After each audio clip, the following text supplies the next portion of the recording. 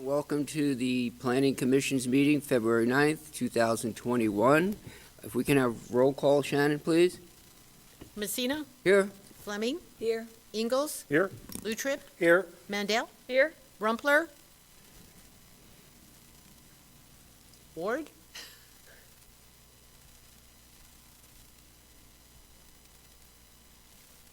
I think we're still waiting for, sorry to interrupt, but I think we're waiting for some people to connect still with the Zoom link since it just started broadcasting. So Okay. Let's see. Do you want to wait a minute, or do you want to? I think we can proceed and then we'll just Okay. keep checking in. All right. As soon as they get online, we'll have Shannon do a roll call. If you can join me with the pledge, please. Thank you.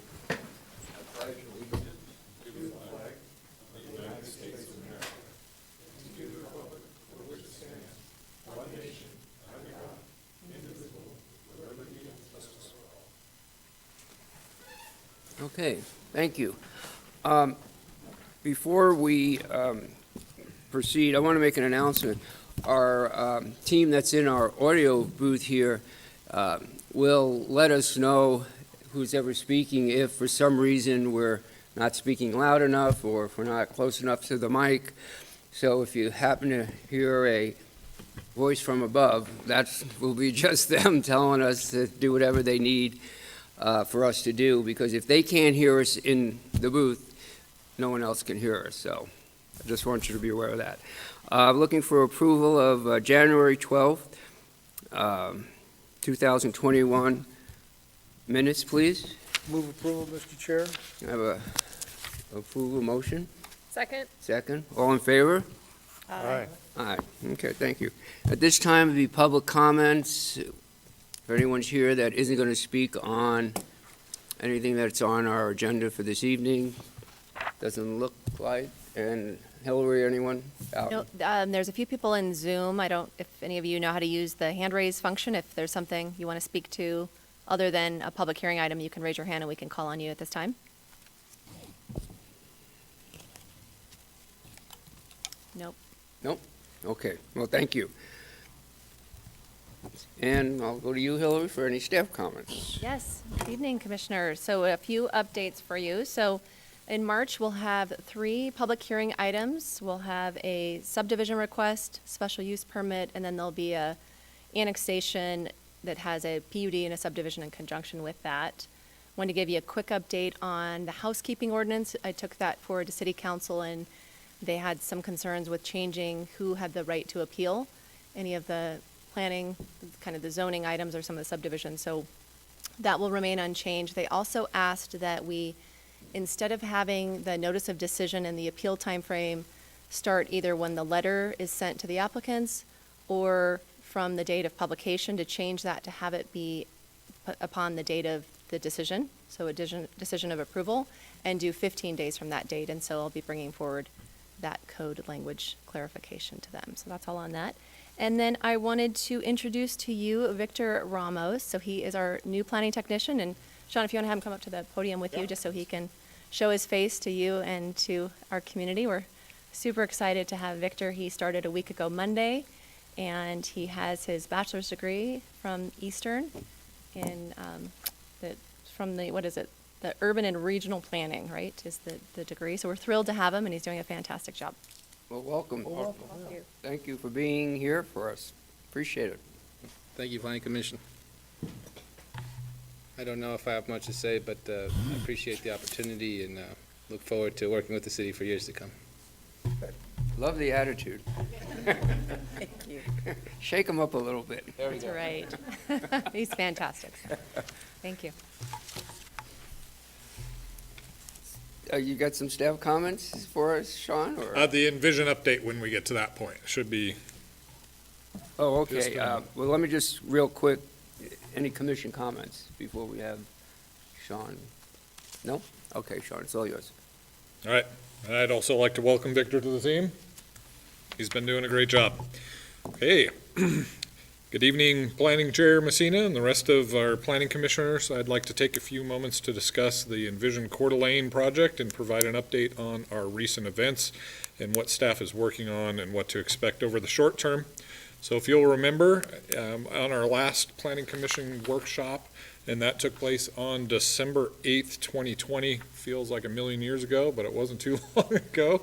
Time flies. So at that meeting, we discussed place types and land use scenarios.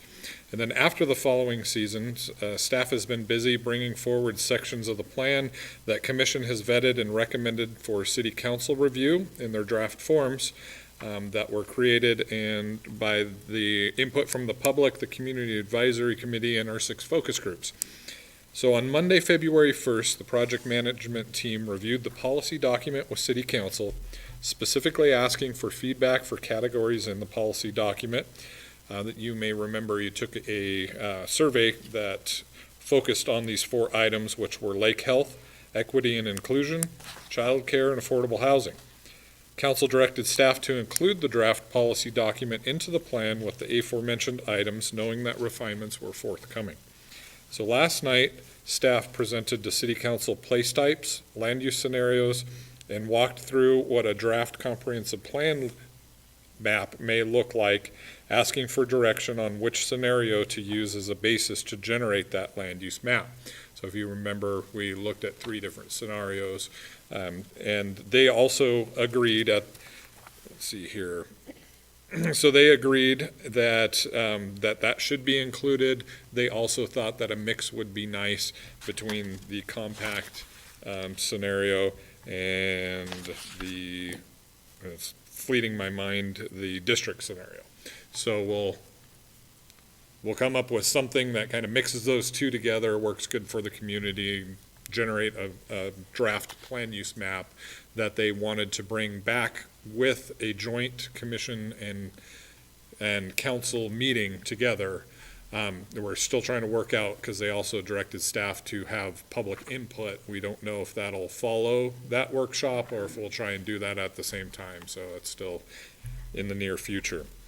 So on a side note, Alex Dupe, the city's consultant from MIG, briefly discussed a draft transportation document that uses KMPO modeling to generate traffic impacts, measuring potential for employment, population, and jobs using those scenarios I just mentioned. So I will send that document out to Planning Commission as well as post it on the project website soon. All right.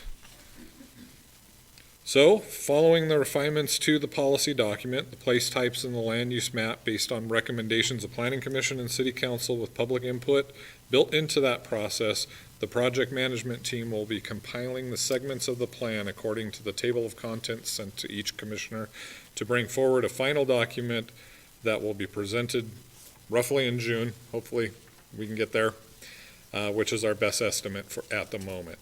So I'd like to thank each one of you for your continued support of this project and helping shape the next 20 years of growth in Coeur d'Alene. So is there any questions? Not a question as much as I watched both workshops. Good work for the staff, and there's a lot of good dialogue and questions and stuff.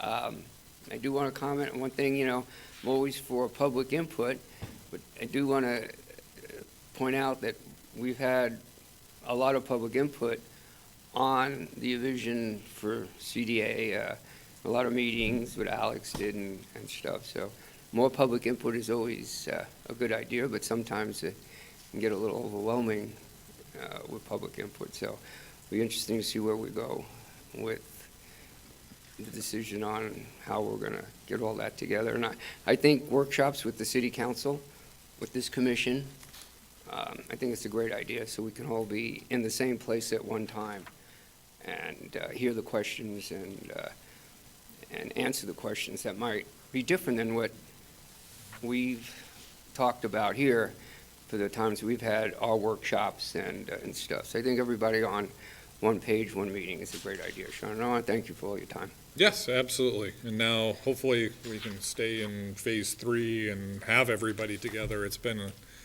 It's been a heavy lift trying to get council here physically, but we couldn't pack the room out, and so we had you on Zoom, and it never felt like we were on even level playing field, so it'll be nice to have everyone back together. All right, I agree. Thank you again for your time. Mr. Chair, Yes, absolutely.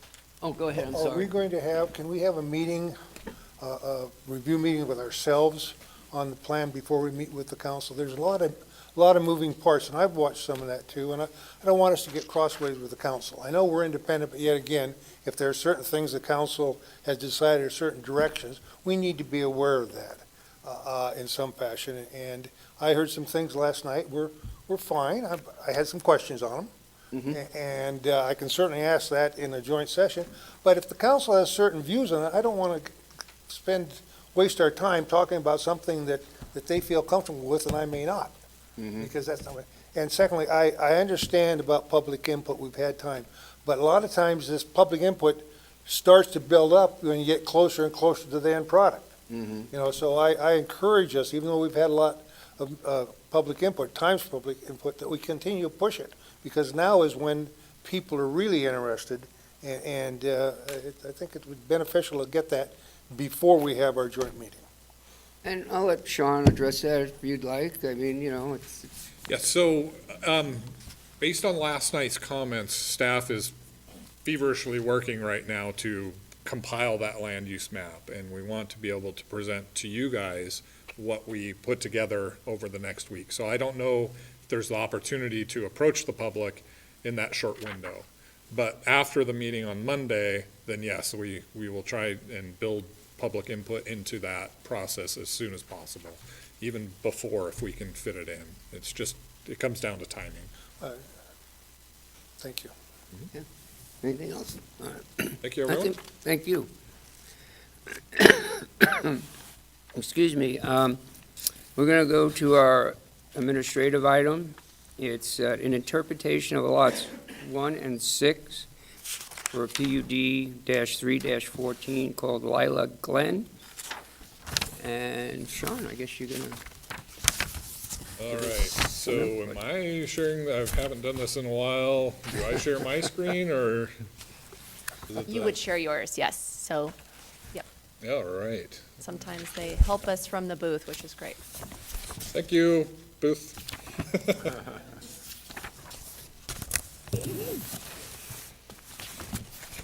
All right, so tonight, before Planning Commission, we have an interpretation request for density by lot and additional architectural elevation for Lilac Glen. This was a PUD, or stems from the PUD 314. The location is property that is associated with North Lilac Lane, east of I-90, south of Pennsylvania Avenue. The applicant and owner, so the owner is Bob and Carol Shimmick, and the applicant is Charlie Renz, who's doing business as Image Homes. So the decision point tonight seeks to clarify two items. The first is density of one specific lot in an R8 PUD, and the second is to provide additional architectural rendering showing 2 stories plus materials for the entirety of the approved plan unit development for the PUD lots. I already covered that. So there is a little bit of history behind this. In June of 2014, Planning Commission reviewed and approved the request for a preliminary plat, special use permit, plan unit development known as Lilac Glen PUD on a 13.03 acre development. It included single-family homes, duplexes, 2 minimal care facilities, and they recommended city council approval for the annexation and the zone change. So this was a big project, and it was a 5-parter. And so the part that we're looking at tonight is based upon the PUD itself, architectural standards, and whether or not a lot that was swapped from up above off of Fernan Hill Road and down to Lilac Lane. It was a single-family lot up in an R3, and we got approval from our attorney to allow a swap down below as at a 1-to-1 change. Mm-hmm. So, and through some mishappenings, extended time periods, improvement plans, there was an additional water meter that was built into that lot to serve that lot. And since then, the The developer, as I understand it, has passed on, the project has moved into new hands, and so the new owner was under the assumption that this lot was a duplex lot. And so we wanted to bring that forward for the interpretation for Planning Commission. There was a lot of site limitations with this property. It had hillside, had a floodway, also has some natural and usable open space, which were part of the conditions, and an existing cul-de-sac that turned into a street that now connects to 23rd and Pennsylvania Avenue. So, as I mentioned earlier, it's a 13.03 acre site. So when doing the math, you remove the 2.77 acre minimal care facility, which would leave about 2.25 acres. And prior to this request, there was 20 units total that was approved, which worked out to be 1.95 units per acre. So with this request, one of the single-family lots, and I'll show you where that is exactly in a moment, so we would be adding one additional unit, which would change from a single-family to a duplex lot, would up that to 2.04 acres, which is substantially below what an R8 or even an R3 would have. The lot in question is Lot 6, Block 2. It currently measures about 9,700 square feet and would require as a duplex a total of 11,000 square feet, but through a PUD you can make that request. So here is what that looks like. On the left-hand side, you can see the entire plat as it was recorded. The lot in question, which is right here, which would apply the request for a duplex as well as the architectural clarification. This red box mirrors the red box below, so you can see that all of these lots are duplex lots until you get to here. These two are single-family right here and here. There's one single-family across. Open space, which is zoned R3, the two minimal care facilities that were approved are right here, and then those two R3 lots, which are served off of Fernan Hill. So when this was originally approved, there was 3 lots up here and 2 lots down here. They took one lot from above and dropped it down below, and that's where that additional water meter was provided, because everybody thought it was a duplex because it joined the R8 portion. So that's why we're here tonight. So this is the architectural standard. This is what was built on the Foss property, which is right down here in the corner. So that duplex already exists and is approved. The request by the applicant is to provide an architectural standard, which is more like this. It's described in the staff report before you tonight, and then there's a general floor plan that would show how that would lay out. So the Planning Commission must consider this request to approve or deny the interpretation to allow an additional design flexibility for the Lilac Glen PUD and allow for a duplex on Block 2, Lot 3 as identified in the staff report. I'm here for questions if Planning Commission has any. Before we continue, Hillary, is the other 2 commissioners online yet? We have Mike Ward's on there. We don't have Lewis yet. Okay. Mike, can you hear us? I can hear you. Can you hear me? All right, thank you. Okay, questions of Sean? Guess not. So with an interpretation, there's no real findings to be made. You just make a motion. Go right ahead, John. Thanks for the report, John. Well done. Question on, if you go back to the map thing there, just showed the duplex lot to the south, that's the Foss Here. lot. You said that one's already built. Mhm. The other duplex lots that border I-90 there, are here. those, have they pulled permits on those yet? They have not. And if we approve this style for Lot 6, is it, would that change be reflected in those other future duplexes? Yes, so the architectural standard would apply to the whole PUD. Okay, so it's not just that lot, but all yet to be constructed duplexes? Yes, and there is one additional duplex lot right up here, right on the corner. And if you remember, that actually was a duplex that was removed and now will be rebuilt as a new duplex. Thank you. Any questions? No? Mike, you have any questions? Oh, I'm good. Pretty straightforward. And Mr. Chairman, Lewis has joined us now, too. I'm sorry? Lewis is on now as well. Oh, Lou, can you hear us as well? Yes, I am. Tom, can you hear me? I'm sorry. I'm a little bit delayed, but I'm here. Yes, we can hear you. Great. Shannon, you want to And just add Commissioner, Mike and Commissioner Lou to our- Messina, can you hear me? This is Mike Ward. Yes, we can hear you, Mike.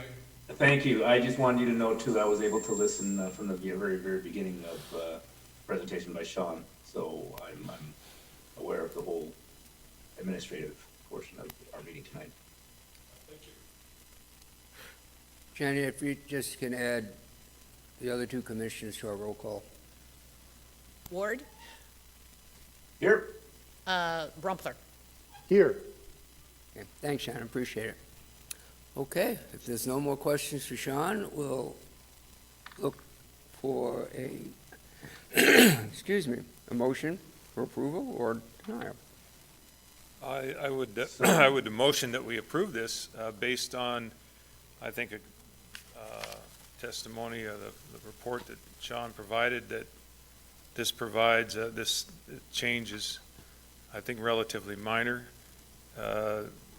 With the change, the density is well below the R8 zoning. There's duplex lots mostly surrounding that Lot 6 as it is.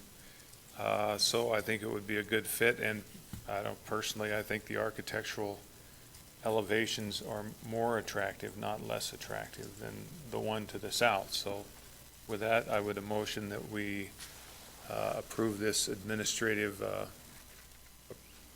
change. Okay, appreciate it. So I have a motion Second. to approve. Second. Second, if we have to second, or is it simple? Simple? Second, Approve, second. and a simple roll call, Shannon, or do we do a roll call? Or just? I think just all in favor. Hmm? All in favor. Okay, great. I have first and second for approval. All in favor? Aye. Aye. Any opposed? Motion passes. I-1-21 passes. Okay. Moving on. I take it Mike's coming up to give us a presentation. This is the City of Coeur d'Alene Water Mr. Department. Chairman. A request for a variance to allow a 0-foot setback on the southeast yes. corner of property to install a new 750 kW generator.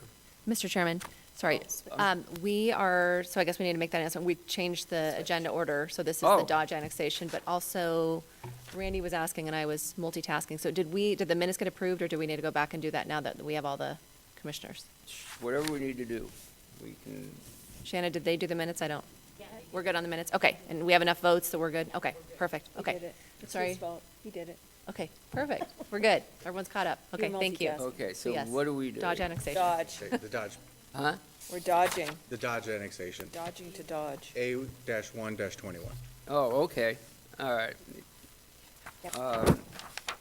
We're going to A-1-21, a proposed 21.6 acreage annexation from country, county agricultural, commercial, and light industrial to city R17 and C17. Okay, Mike, now that I got it straightened out. All right, thank you. Good evening, Commissioners. This is the public hearing for A-1-21, application by Dodge Heritage LLC, represented by Lake City Engineering, requesting an annexation of 21.6 acres in conjunction with zoning approval from county agricultural, county light industrial, and county commercial zones to R17 and C17. The property is located immediately northeast of the intersection of US Highway 95 and Wilbur Avenue, and legal notice was published in the Coeur d'Alene Press on January 23rd, 2021, and all other required notifications have been made. So this is a location map showing where the property is located in regards to the city's boundaries. You can see it's located here. Here's US 95. This is Wilbur. Here's a close-up aerial photograph of the property. 95 Wilbur. This is Best Buy, just to give you an orientation of where this is at. Here's a bird's eye view looking north with US 95 and Wilbur here. And here's a bird's eye view looking east. So the city's area of city impact is located right here in yellow, so you can see that. And this property is located within the ACI. So the applicant has submitted a survey of the annexation area, and this is the current zoning in the county. With currently, the majority of the property is zoned agriculture with light industrial to the north and a small portion of commercial along Government Way. The proposed zoning is, the majority of the north half of the property is R17 and the southwest portion is C17. So there are 4 findings that need to be met in order for an annexation and zone change to be approved. The first one is finding B8, that this proposal is or is not in conformance with the comprehensive plan. The comprehensive plan indicates this in the US 95 corridor, and it's in the transition area. And transition areas are where the character of the neighborhoods is in transition and should be developed with care. This slide represents 3 comprehensive plan objectives as it relates to this annexation. The full list is on page 10 and 11 of the staff report. First one, objective 1.12, support the enhancement of existing urbanized areas and discourage sprawl. 1.14, efficiency. And 3.05, protect and preserve existing neighborhoods from incompatible land uses and developments. The next finding is finding B9, that public facilities and utilities are or are not available and adequate for the proposed use. This application has been routed through the city departments, and each department has indicated there are adequate public facilities and public utilities available and adequate for the proposed annexation and zoning to C17 and R17. However, with the water service for this subject site is to be served by the North County Water and Sewer District, and the applicant's engineer is currently working to get a will-serve letter through Kootenai North Kootenai Water and Sewer District. So there's a letter at the end of the staff report in regards to that.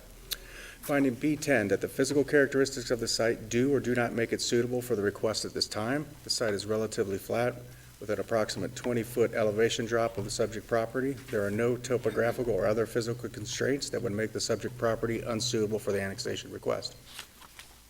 This slide illustrates the topography. You can see it's higher along US 95 and it slopes, and there's a relatively flat area in the majority of the property. Here are some site photos. This is on the east side looking west.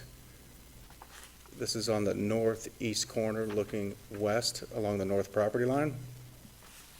This is on the northwest corner looking east. This is also on the northwest corner looking southwest. Same thing on the northwest corner looking south.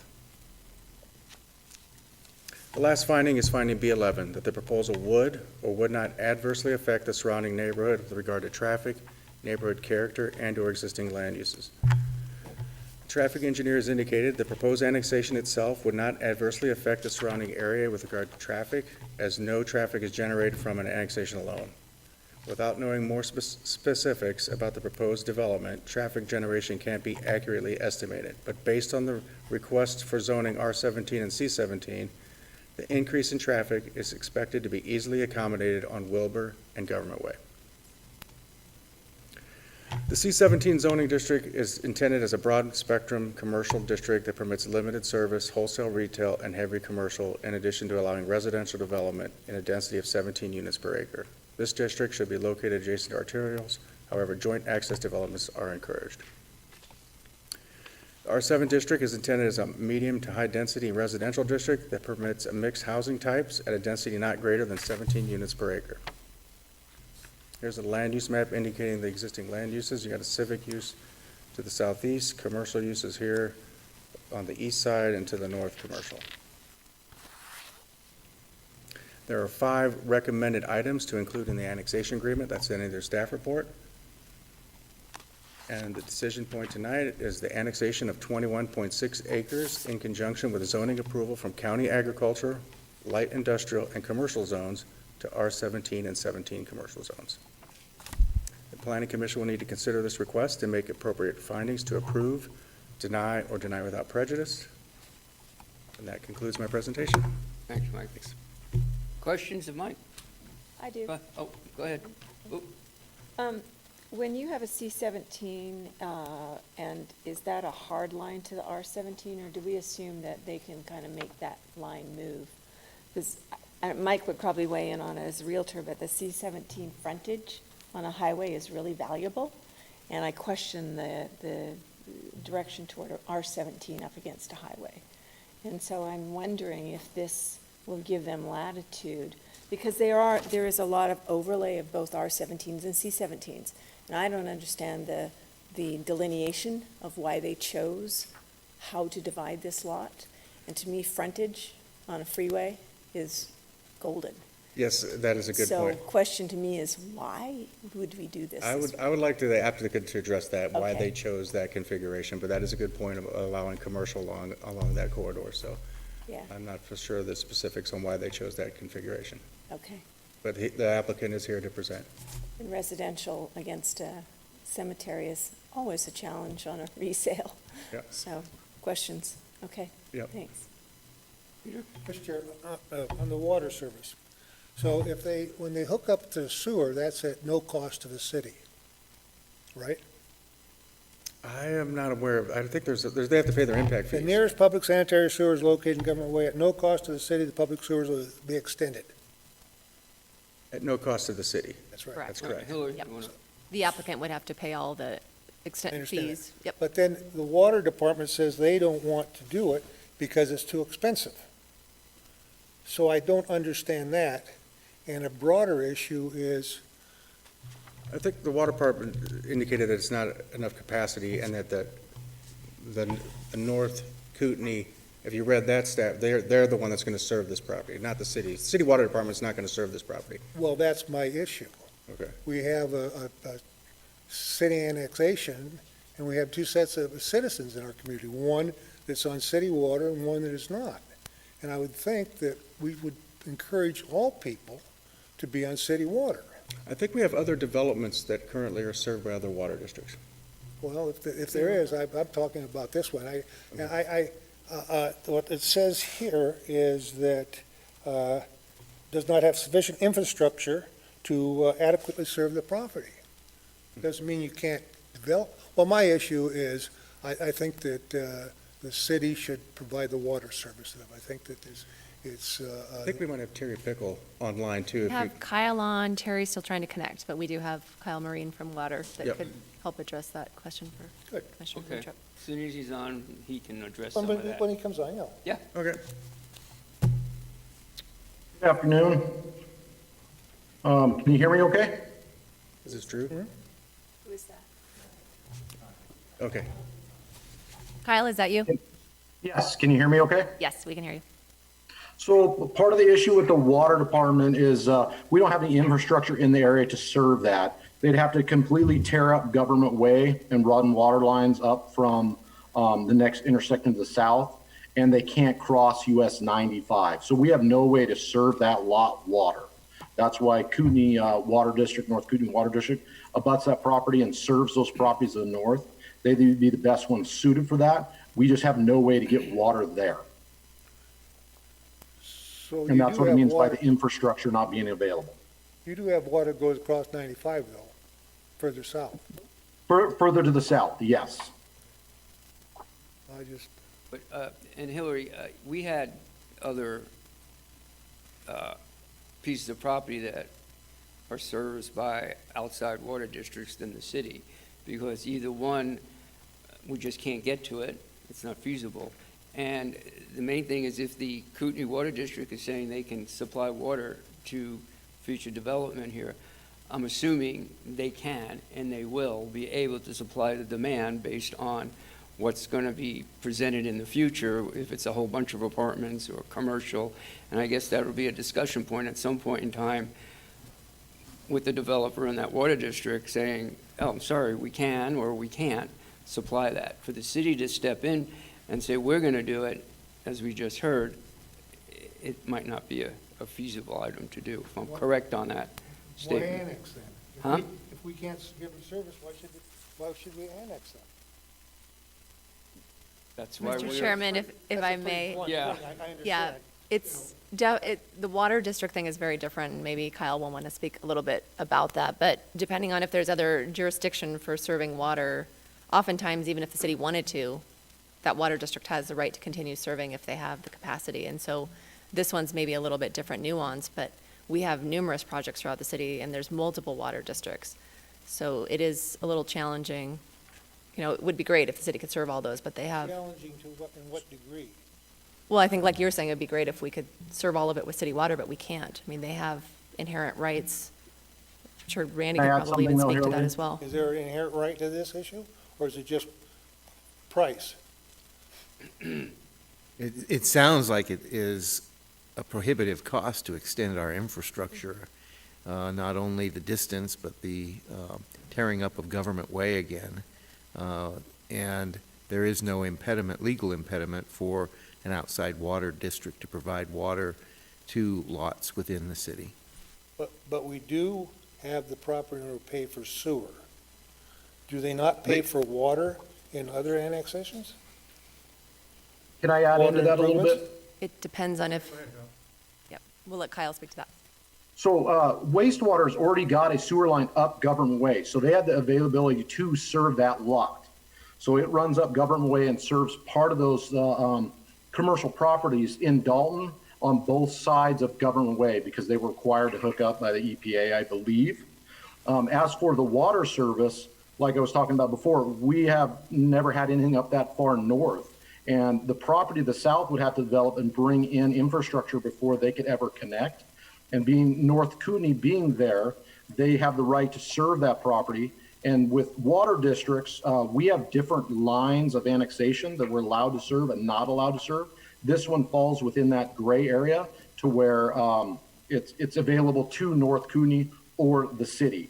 So we don't have the infrastructure up there, and it's not cost effective for that property owner to bring the water system up there unless the infrastructure was already there like it is with wastewater. Therefore, North Kootenai has the right to serve that before us. They have the right to serve it? Because they have the infrastructure at the north end there and it's within their service boundary. So their right takes precedent over ours? Because of the water service area, correct. Thank you. Oh, John. Question for Kyle. Kyle, this is John. Can you hear me? Yes, sir. Yes, sir. So, this is not real inordinate, is correct? I mean, to have a different water entity, a different water district partner with us to support the developability of property. It seems to me that, we've had a number of annexations recently along the Prairie Avenue corridor, small annexations along there, that they got will serve letters from Hayden Irrigation, correct? That is correct. That is within their water service area. They would have to write us a letter to release their water service area before we'd be allowed to serve water in that section. So there are multiple other water systems that are within and around the city of Coeur d'Alene that are in the city of Coeur d'Alene city limits that we do not serve and probably will not be able to serve. So those are examples of recent annexations that, we provided the very critical sewer. Let's face it, that's what's really at stake here, is getting sewer. And then the water in those cases came from Hayden Irrigation. And other places in town, it seems like, I think down by Coeur d'Alene High School, you have Hoffman Water serving some relatively recent developments, in the 90s and 00s, Legacy Place, some of those up in there are on Hoffman Water, correct? Correct, and including with Hoffman Water, they have a section on the corner there by the roundabout that is looking at developing that is within their water service area, but they do not have the capacity to serve water there. So they write a release to us to make it legal for us to serve water on that lot. So there's some partnership that happens to kind of do some handoffs to make things the most efficient that you can each be. Correct. Thank you. You're welcome. Any other questions before I ask the applicant to come up? If not, okay, thanks, Kyle. You're Thanks, welcome. Mike. And, Chairman, the applicant's on Zoom, oh, and I believe he's the only one that signed up online. yeah, I don't have As anyone well. else here Okay. to sign up, so, and what is the applicant's name? Drew Dittman, Lake City Oh, Engineering. Drew. Drew, can you hear me? Hey, this is Steve White, Copper Basin Construction. We're the partners on this with Dodge Heritage. Drew's got us stepped into the city of Post Falls public hearing. We ended up with two going on simultaneously, so I'll take this one over. Drew, let me just swear you in. Chairman, so Steve White. Huh? Steve White had to step in for Drew. Drew is I double can't booked hear. tonight. Yeah, the audio's a Yeah. little tricky in the room. So it's Steve that we have on Zoom right now. Yeah. Oh, sorry about that. Do you swear to tell the truth, the whole truth, nothing but the truth to help you God, Steve? I do. All right, go right ahead. Sorry for the confusion. Okay, thanks. So, this annexation, kind of fills a little gap here, kind of getting to the last bit of the northeast corner of the city.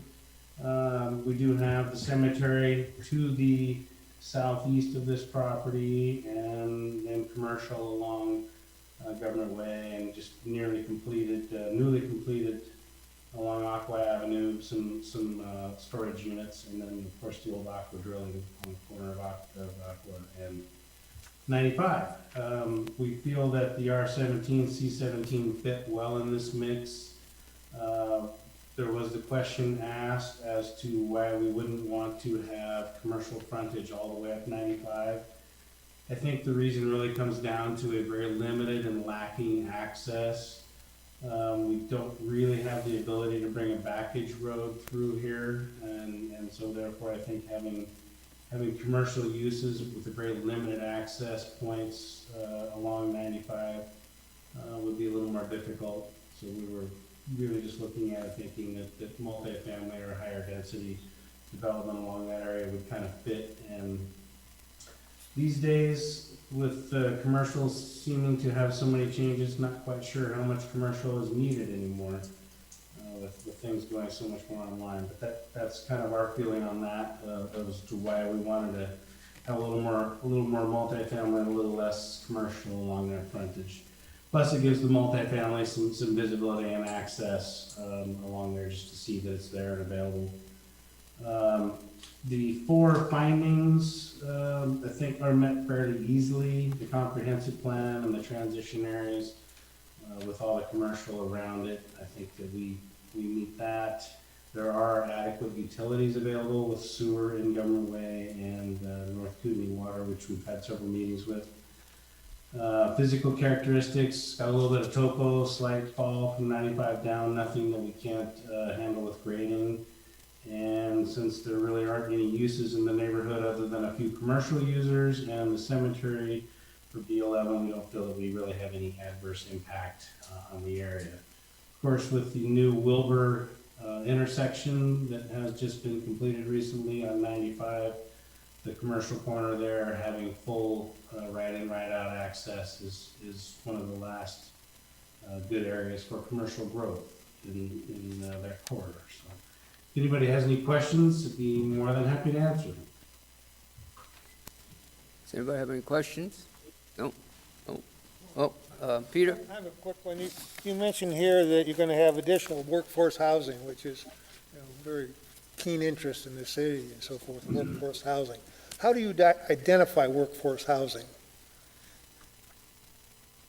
Well, I think these days, unfortunately, in Kootenai County and in several areas of the country, the growth that we're all experiencing has really taken home ownership as workforce housing and being affordable housing that somebody can purchase is kind of gone in these days. It's just way too expensive. So you're really looking at alternatives, rental properties. We like to do a good mix of lower density apartments, townhouses, and various other, sometimes smaller clustered single-family housing projects that are for rent that will at least give some opportunities for varying types of home ownership, or not ownership, home rents.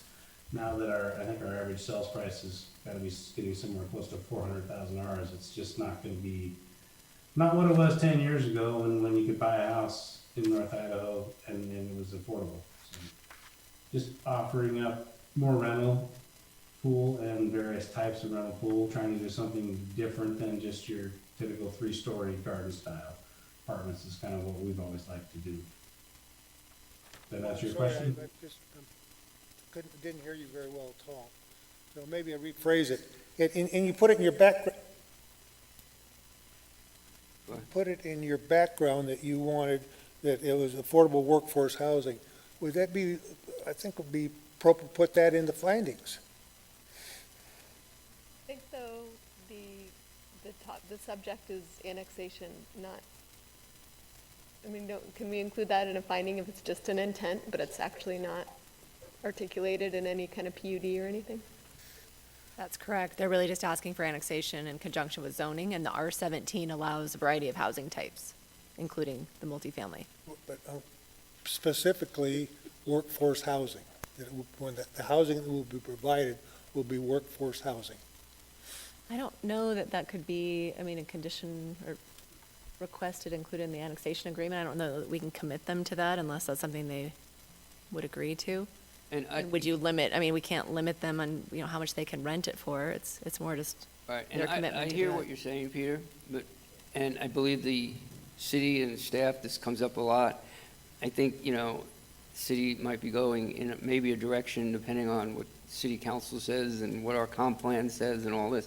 We might have to define what is affordable housing, workforce housing, and things like that. There is state statute that determines what, you know, an income level is that might be workforce housing and stuff, and how that all gets adopted into a developer's narrative to say we're going to provide workforce housing and stuff.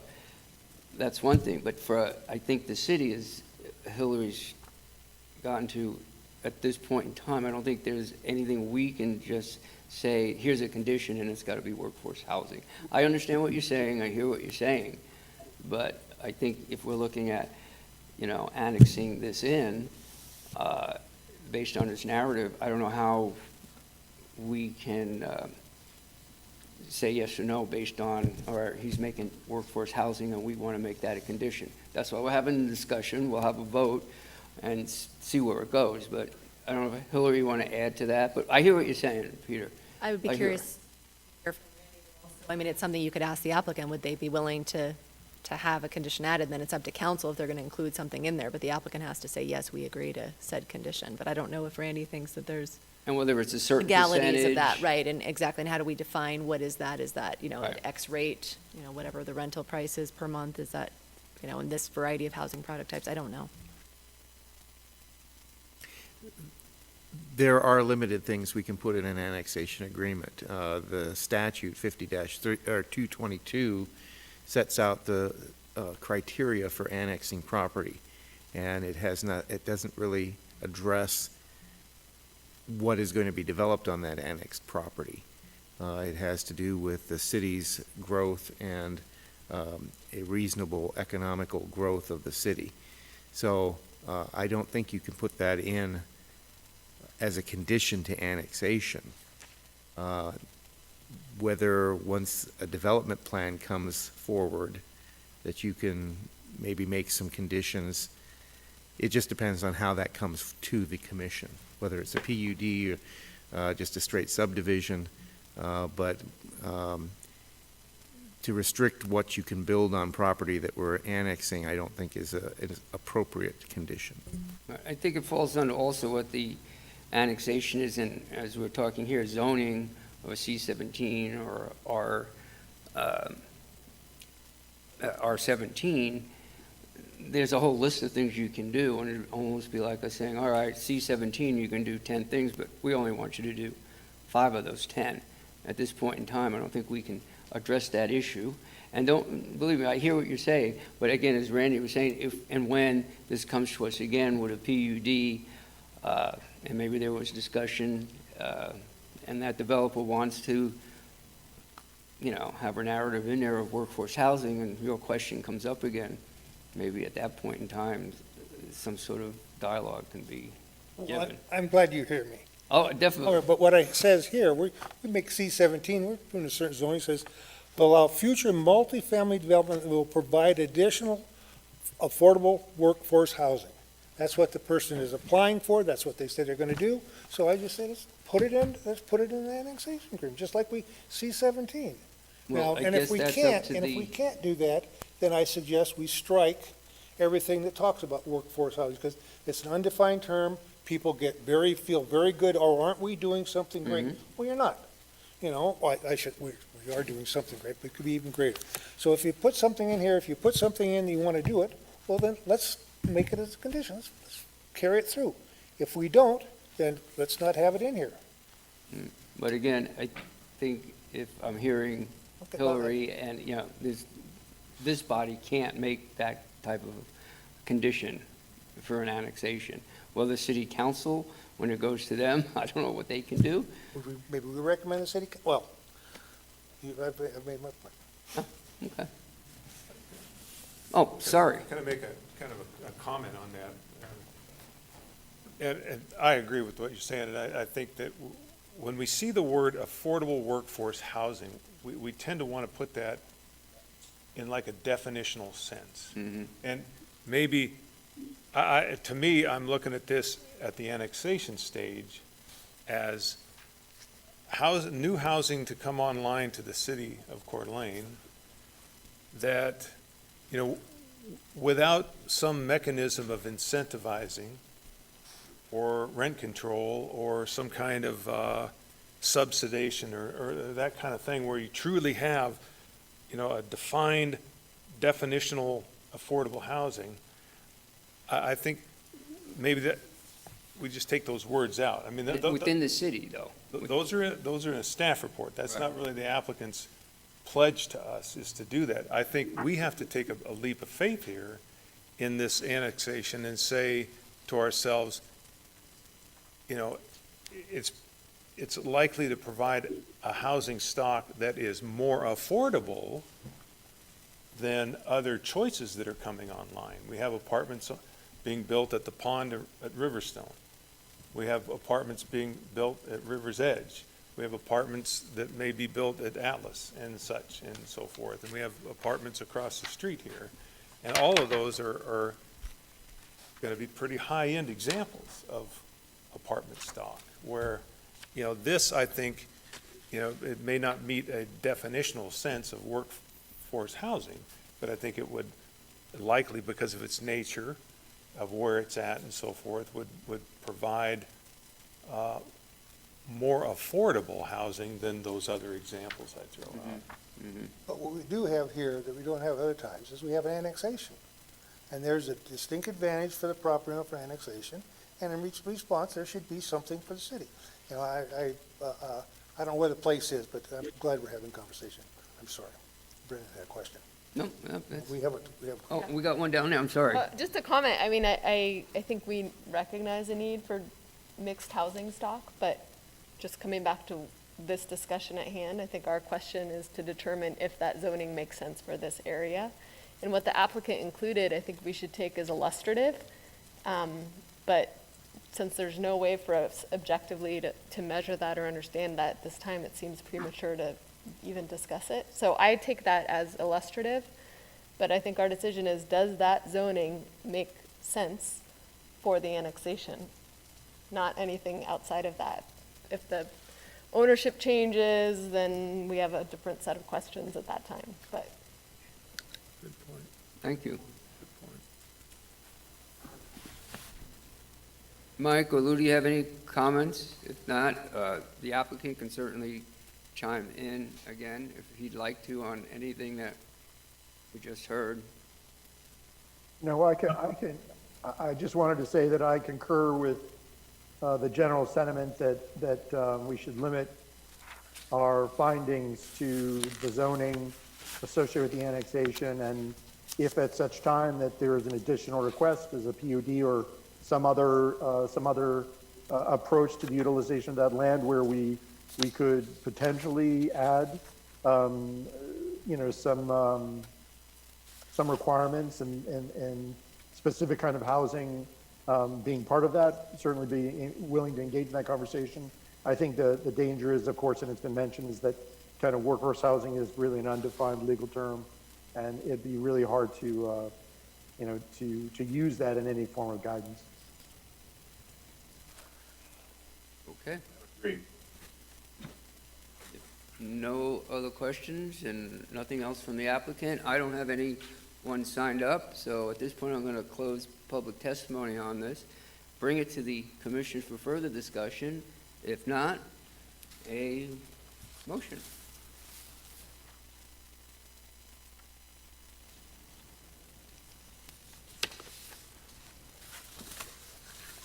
I'll make a motion. Okay, go right ahead. Thank you.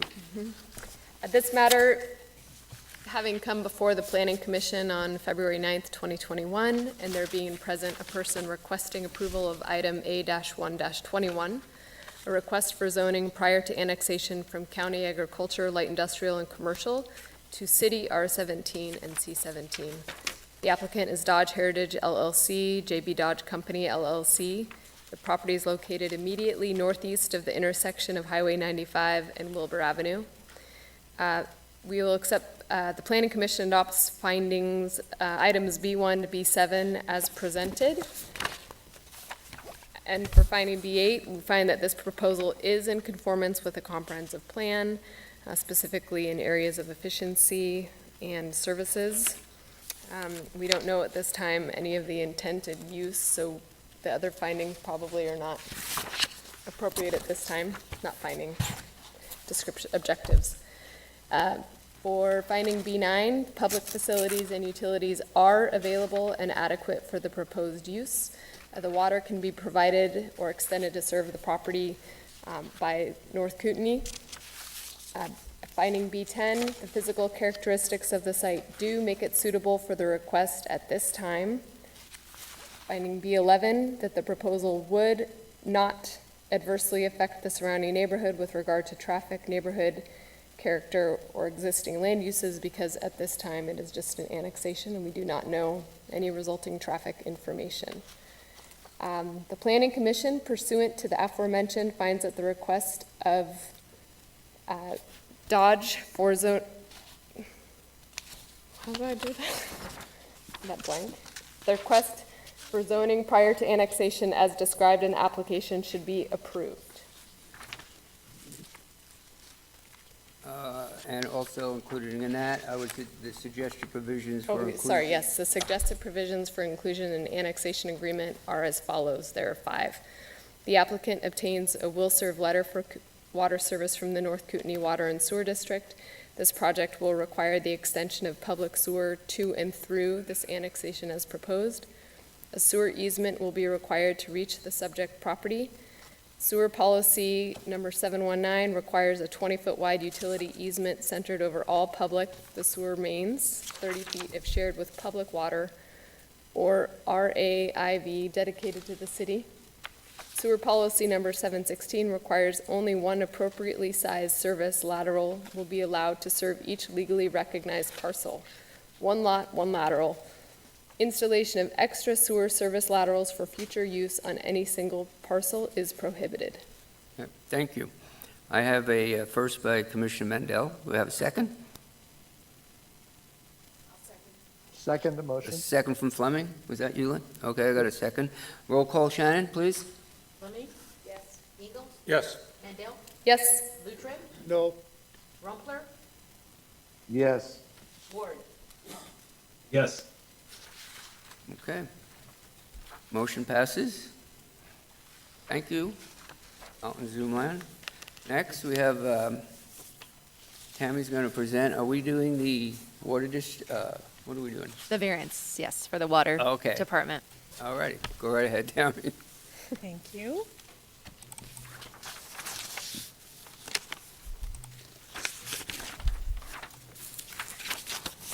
Good evening, Planning Commissioners. Good evening. So this evening, we have a request for a variance, and the applicant is the City of Coeur d'Alene's Water Department, and Kyle Marine is here to answer any questions you'll have as I work through this presentation. So the side yard setback variance for a facility in the R8 zone, and the address is 4591 North Atlas Road. And again, requesting that 0 side yard setback variance.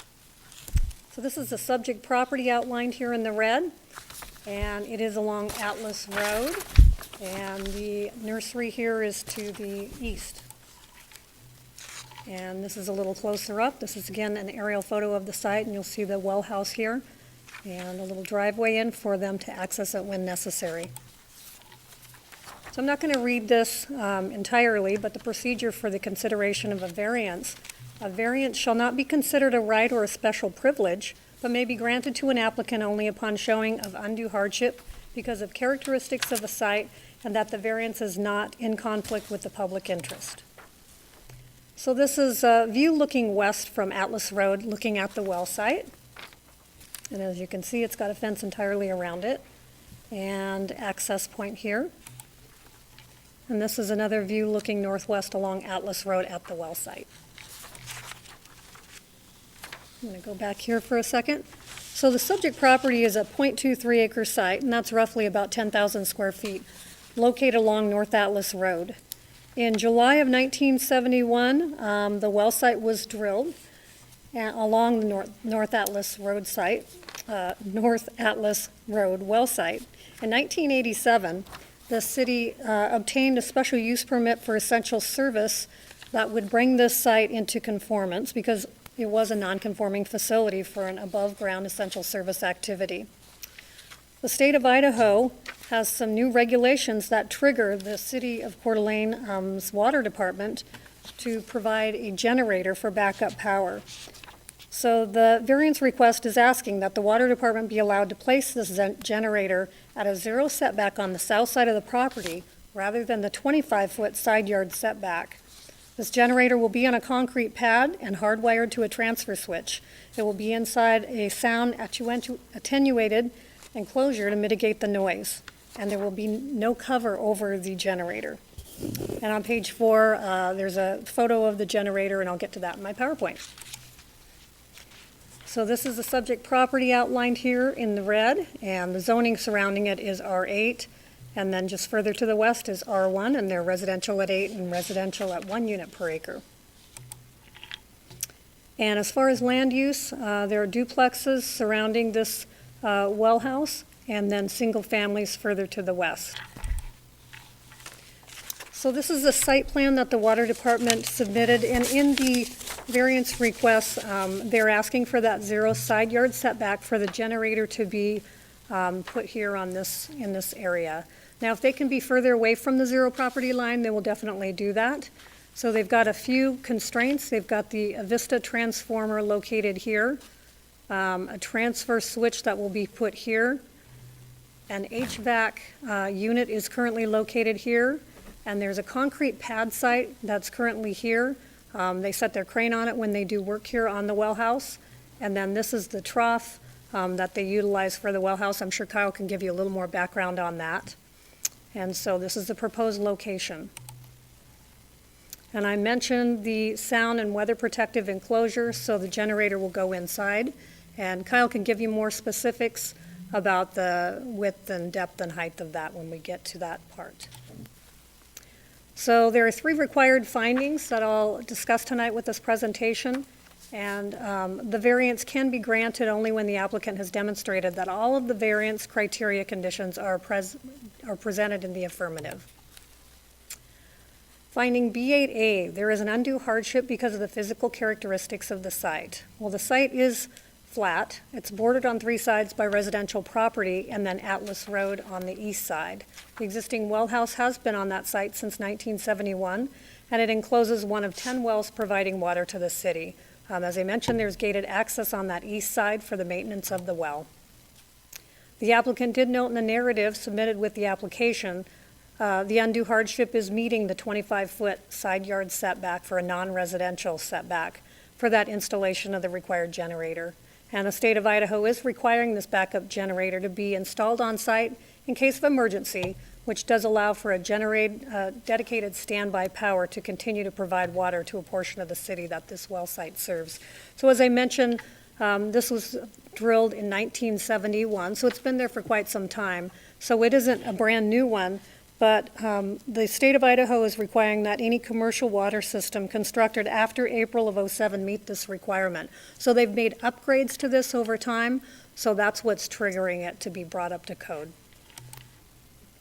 Finding B8B, that the variance is not in conflict with the public interest. The surrounding area, as I mentioned, is single-family homes, duplexes, and then on that east, agricultural land, which is the Forest Service property. And it is zoned R8 with the surrounding zoning of R8. And the well site has been in operation since 1971, and it would be prohibitively expensive to move this to a different site, even if one was available. This is considered essential service, and the continued operation is critical to the water customers, including the surrounding properties, since the state of Idaho is requiring this generator to be installed. And finding B8B that the granting of the said variance will be in conformance with the comprehensive plan. So this falls within the Ramsey Woodland area, which is noted as stable established. And the property is within this area here. And this is the boundary of the Ramsey Woodland area. And the characteristics of the Ramsey Woodland neighborhoods are noted here. And I've included some comprehensive plan policies in your staff report, and there are two that pertain to this in particular. Objective 4.01, city services, make decisions based on the needs and desires of the citizenry. And Objective 4.02, city services, provide quality services to all of our residences, potable water, sewer, stormwater systems, street maintenance, fire and police protection, street lights, recreation, recycling, and trash collection. So staff's recommendation, because the state of Idaho is requiring the installation of the generator, and due to the existing site conditions that I mentioned during my presentation, staff recommends the approval of this variance request. The Planning Commission must consider this request and make the findings, appropriate findings to approve, deny, or deny without prejudice. Any questions for staff?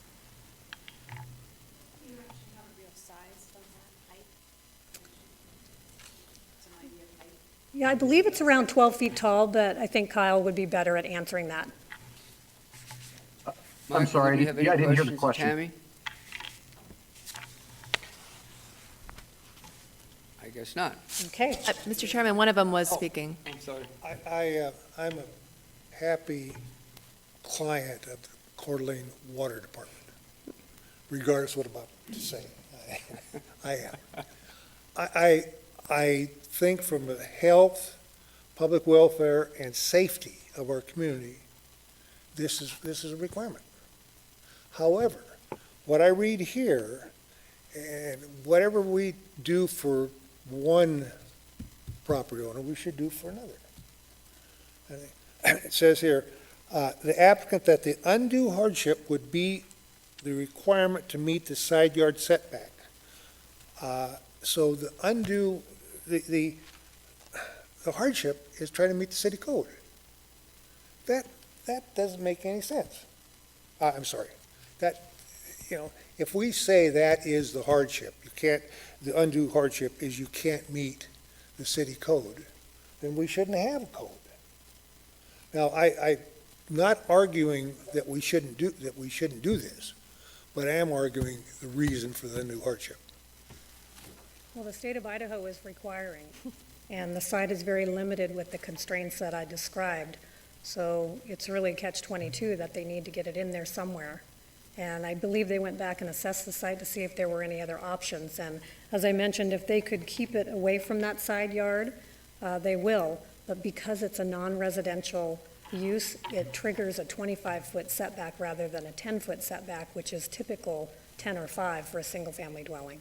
If I were a developer in our community and we pass this, I would bring in every exception to come before us and says, I can't do it because I can't meet your code.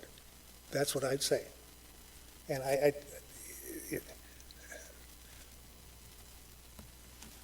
thank you. Thank you. Go ahead, Hillary. Well, I just want to weigh in. I think Tammy said everything perfectly, but it's an essential service. So, I mean, I think there's a little more latitude for the commission to look at this different than someone who's just saying, I can't meet the side setback to put a garage on my property. I mean, this rises to a different level, and especially with the state mandating it. We need this generator to ensure continued operation of potable water for our city residents. I'm not arguing customers. that. I'm just Okay. arguing this word. I think we somehow, this verbiage needs to be expanded or changed or somewhat if this is so different which it is. I'm not arguing against the project. I think it needs to be done. I'm just not arguing against the hardship. And I understand that. This is just a unique circumstance. You know, we've seen several variances, one for an overheight, one where someone wanted to encroach into the side yard setback to expand their garage. But in this case, as Hillary mentioned, this is essential service, and it's mandated by the state of Idaho. So it's a very unique situation. If I could, the denial of this would make the property unusable, which is a different circumstance than somebody coming in later with a piece of property saying, I don't want to meet the setbacks because I want to build a bigger building. This is a mandatory requirement. If we can't meet the requirement, then the property cannot be used as a well. So can we not say this in the minutes or somehow so it's very clear? That is the hardship, is the size of the property in light of a state requirement means that the setback cannot be met. Then we just expand maybe the definition you have in the officially is broader than what we have right here. But I'm just, that's good if we can, well, I would recommend we change or improve the wordage of this so it's not just because I can't meet it. I'm looking at your, on page 7, the second paragraph. Yeah, I do.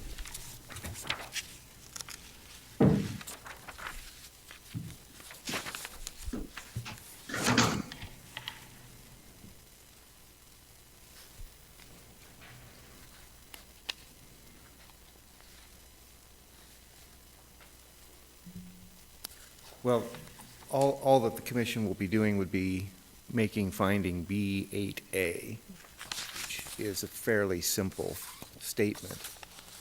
If you want to expand that, you certainly can.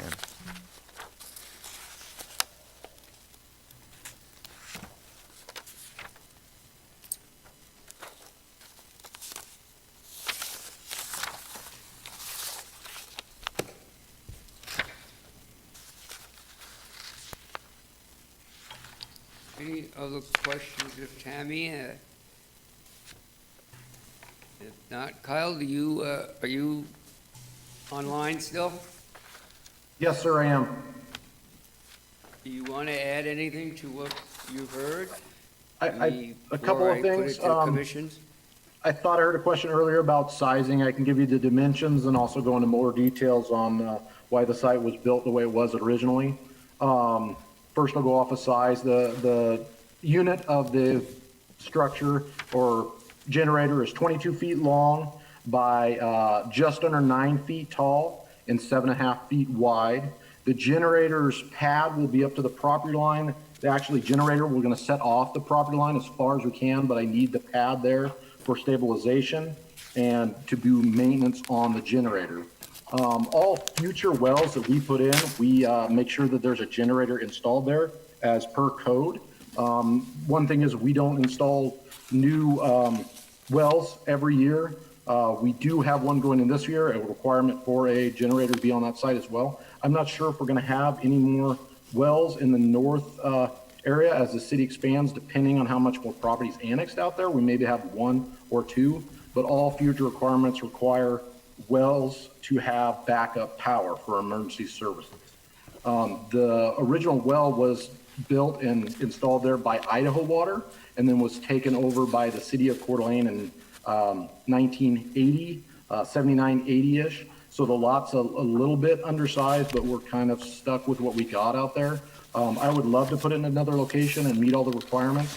There's no spot on that property that I can make it fit with existing structures there. I do need the generator there for backup power, such as the windstorm that we had recently, to make sure that I can serve the public potable water out there. Fortunately, we weren't at max capacity, so I didn't need that well, which was very fortunate. I've got one right up the road. I was running the generator on that side. But if this was more towards spring where we're in higher demand, we would be putting water restrictions on if we had the same issue then. Mr. Chairman, Mike Oh, I'm Ward, sorry. Commissioner Ward had his hand raised, so I Oh. think he wanted to say something. And I also wanted to clarify something on the variance, if I may. Sure, go right ahead. Okay, so I'll clarify that, and then if you want to have Commissioner Ward. So on the bottom of page 6 of your staff report, and I think this is maybe what Commissioner Lutrip was talking about. So this is directly from Idaho Code. So that last sentence, I think, is really what you can rely upon, and maybe in that finding B8, add a little bit more language. So it's really, it may be granted to an applicant only upon showing of undue hardship because of characteristics of the site and that the variance is not in conflict with the public interest. So I think that's really what it comes down to. So with that, thank you. Okay. And Mike, you had your hand raised. Yes, thank you, Chairman Messina. Kyle, I have a quick question. You'd made a quick comment just in the last few seconds there about going forward in any of the newer well houses that are being built, there are generators already installed, or they're being designed so that they are part of the project itself. Is it common for the generators to be up against the building in those applications, or part of the building, maybe within the building itself? I'm not sure what the design changes entail, so I'm just kind of curious about that. You betcha. On new well sites, we have more room to work with. We can expand the site or get a larger piece of property. Most of the time on a new well site, it's in an undeveloped area. We're trying to get ahead of the development, such as out on Hutter Road. So as we get new wells in, we can fit the generators in the best use spot. Most of the time, they're as close as we can get to the transfer switch, or between the transformer and the building with a transfer switch, and then the generator not too far away from that, so we don't have to run long conduits with large cables, because the power lines going to and from the generators can get rather expensive, and we have to pre-order those two lengths. So we try to keep them as close as possible. And we also like to keep them to where we can pick them up with a crane if something happens and we got to replace them. But most of the time, we try to keep them in a better location on new sites that is more user friendly, and we try to keep them on the far side of the building if we can help it between the residents and the well house, so it limits the noise as much as possible. Sure. Okay. Then is there a reason then you selected the site where it is being proposed, which is with a zero lot line? Is it because it's closer to a transformer perhaps, and or for whatever reason you used to justify that? Or I'm just curious if you could maybe explain that. You betcha. So one reason we moved it to the south side is on the north side of the lot. There's a long trough. That trough is designated for our overflow water when we start and stop the well. In between the trough and the well house, there's a bunch of dry wells. They're underneath the ground. I can't put any structure over the top of them. So I'm limited on my space on that side, and I also use that space for my crane to pull in between those dry wells to pull the well when needs be, which we're in current process right now of pulling the well and doing maintenance to it. So the only other spot was on the south side of the building, and I can't put it next to the building because that's our access to the building, and we enter and exit that building through those doors. We have some large man doors there when we have to replace panels that can be large, so we'll go in there with forklifts, so I need that accessible as possible. The only reason I moved it to the front of the lot as far as I could, which we meet the setback there actually, was to try to keep it as far away from the homes as we can. Okay, great. Thank you for the explanation. Appreciate it. Yes, sir. Okay. If there's no more questions for Kyle, I will close public testimony on this and bring it to the commission for further discussion and/or a motion. John? I'd make a motion, and first I'd make a comment, and I respect Commissioner Lutrip's comment. He's not questioning the merits of this by any stretch. I think we all know this is a needed thing. I think he and I share his concern is that we're just procedurally clean, and we're not opening the door of a precedent deal. And in my mind, let's say we've got a couple McDonald's in town, and let's pretend they were built in 1971, like this was, and all of a sudden corporate McDonald's says, you're going to have a playground at every one of those. Fit it in somehow, and they come to us and say, well, we're going to put it on the property line, and we're going to say no, you know, you don't have enough room for that. And I think we're fine because in this case, you know, they could say, well, it was mandated by corporate, not by me, you know, and in this case, it's mandated by the state, not by the local water company. But I think the difference here is, you know, this is in the public interest, you know. I mean, this serves, you know, water for the whole northwest quadrant of the city. So, you know, the public need is different. And I think as we go through the findings, I think we would document that in this case, this is a little different standard. So with that, oh, yeah. Devil's advocate. Duplex owner looking straight at a big yellow box. Is there any way we can change the color at least so it's not so howdy-doody? You know, it's offensive. As an adjacency, staring at a 9-foot high, you got a 6-foot fence, you got a 9-foot high box. Let's just do something as a city, make it look nice so the people don't object as much, because that's pretty in your face. And it's gonna be up close to their fence line. So that would be my only 2 cents worth. It's, you know, decorate it. Kyle, can you make it look nice? Make it look nice. That cat is advertising. I don't think we have to have cat advertising in their backyard. So, I just want to also, and Kyle, if you have to weigh in, even though I closed public testimony on it, if I understand right, is it not going to be in an enclosure, a soundproof? it's this or big yellow box. It is, but yes, it looks, the one that's proposed is yellow. It's a big yellow So box. what we see the picture of, that's kind of the, I think it would $100,000 be helpful yellow to box. Right. have Kyle clarify if that's an option to do it a yeah, different maybe color. we can Let's enhance it. put some screen print on it like we've done Yeah, in let's enhance it. transformer stations out through the city or whatever. But, or Kyle can go out there with a paintbrush and Yeah. go do your Yeah, thing we'll someday. definitely look at it, and I can have the symbols removed to the side. Would have to be careful on what we put on it because it will get pretty hot. So I'll have to be, I'll have to look in the type of paint that we can put on it. But I'm sure we could probably get some kind of paint on it and try to hide it as best we can.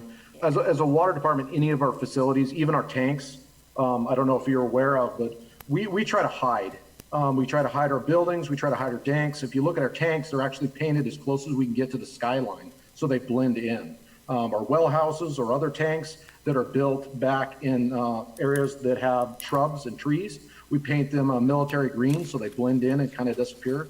It's really hard to hide some of those large items. We do the best we can. So we could definitely look at that for sure. I don't know what color I could paint it to get it to hide to make sure that it would stick to it, but I will definitely look at it because it is a coating that's on there that's supposed to help with graffiti. So definitely something I'll look at. Thanks, Kyle. All right, I have a. Commissioner Messina, I have another quick comment based on everything I just heard. You know, I mean, we've done some site obscuring creativeness when it comes to the cell phone towers that are being approved, and of course, you know, with the generators that are on the ground around those units. Seems to me like there might be some sort of best practices that can come from that as well, you know, as far as doing something, maybe a chain link fence with that, what appears to be a hedge, you know, some sort of fabric that kind of resembles a hedge just to kind of shield it or something. Just an idea. Thank you, Mike. And we do make it common practice on all our fences to put privacy slots in to try to hide as much of the facility as we can. Excellent. Thank you. Thank you. Okay, John? So I would make a motion for V1-21, that this being a matter that's come before the Planning Commission on February 9th, 2021, and there being present a person requesting approval of item V1-21, a request for a side yard setback variance for a facility in the R8 zoning district, applicant being the City of Coeur d'Alene Water Department, for a 0.23 acre site at 4591 North Atlas Road. Motion that we adopt findings B1 through B7, statements of fact in our worksheet. And for B8A, we make the finding that there is undue hardship because the physical characteristics of the 1971 .23 acre site based on a physical inability to enlarge the site to an adequate size to facilitate the generator set required and as mandated by the state of Idaho. B8B, that we find that the variance is not in conflict with the public interest, and that this provides an essential service for the public as one of the city's top 3 functioning wells, and that it would be prohibitively expensive and potentially impractical to try to replicate this facility. B8C, that the granting of said variance would be in conformance with the comp plan, in particularly supported by objective 1.14 efficiency, the promotion of efficient use of existing infrastructure, as well supported by objective 4.01 and 4.02 relating to provision of city services. So with that, we would order the conclusion and decision that the Planning Commission pursuant to the aforementioned finds that the request of City of Coeur d'Alene Water Department for a variance as described in the application should be approved. Thank you, John. I have a motion. I will second that. For approval. I need a second. I'd like a second. Second. Chair. I have a second. Can we have a roll call on that, Shannon, please? Fleming? Yes. Ingalls? Yes. Mandel? Yes. Lutrip? Yes. Rumpler? Yes. Ward? Yes. Okay.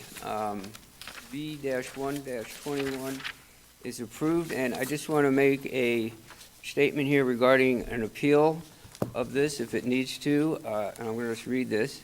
Any person may request an appeal of the Planning Commission's decision by filing a written request for an appeal with the Planning Director by Friday, February 19th, 10 days after the notice of decision was mailed to the applicant.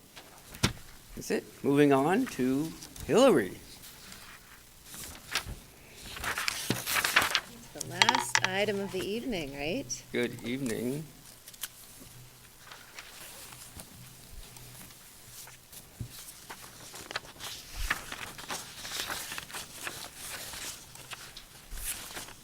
Okay, great.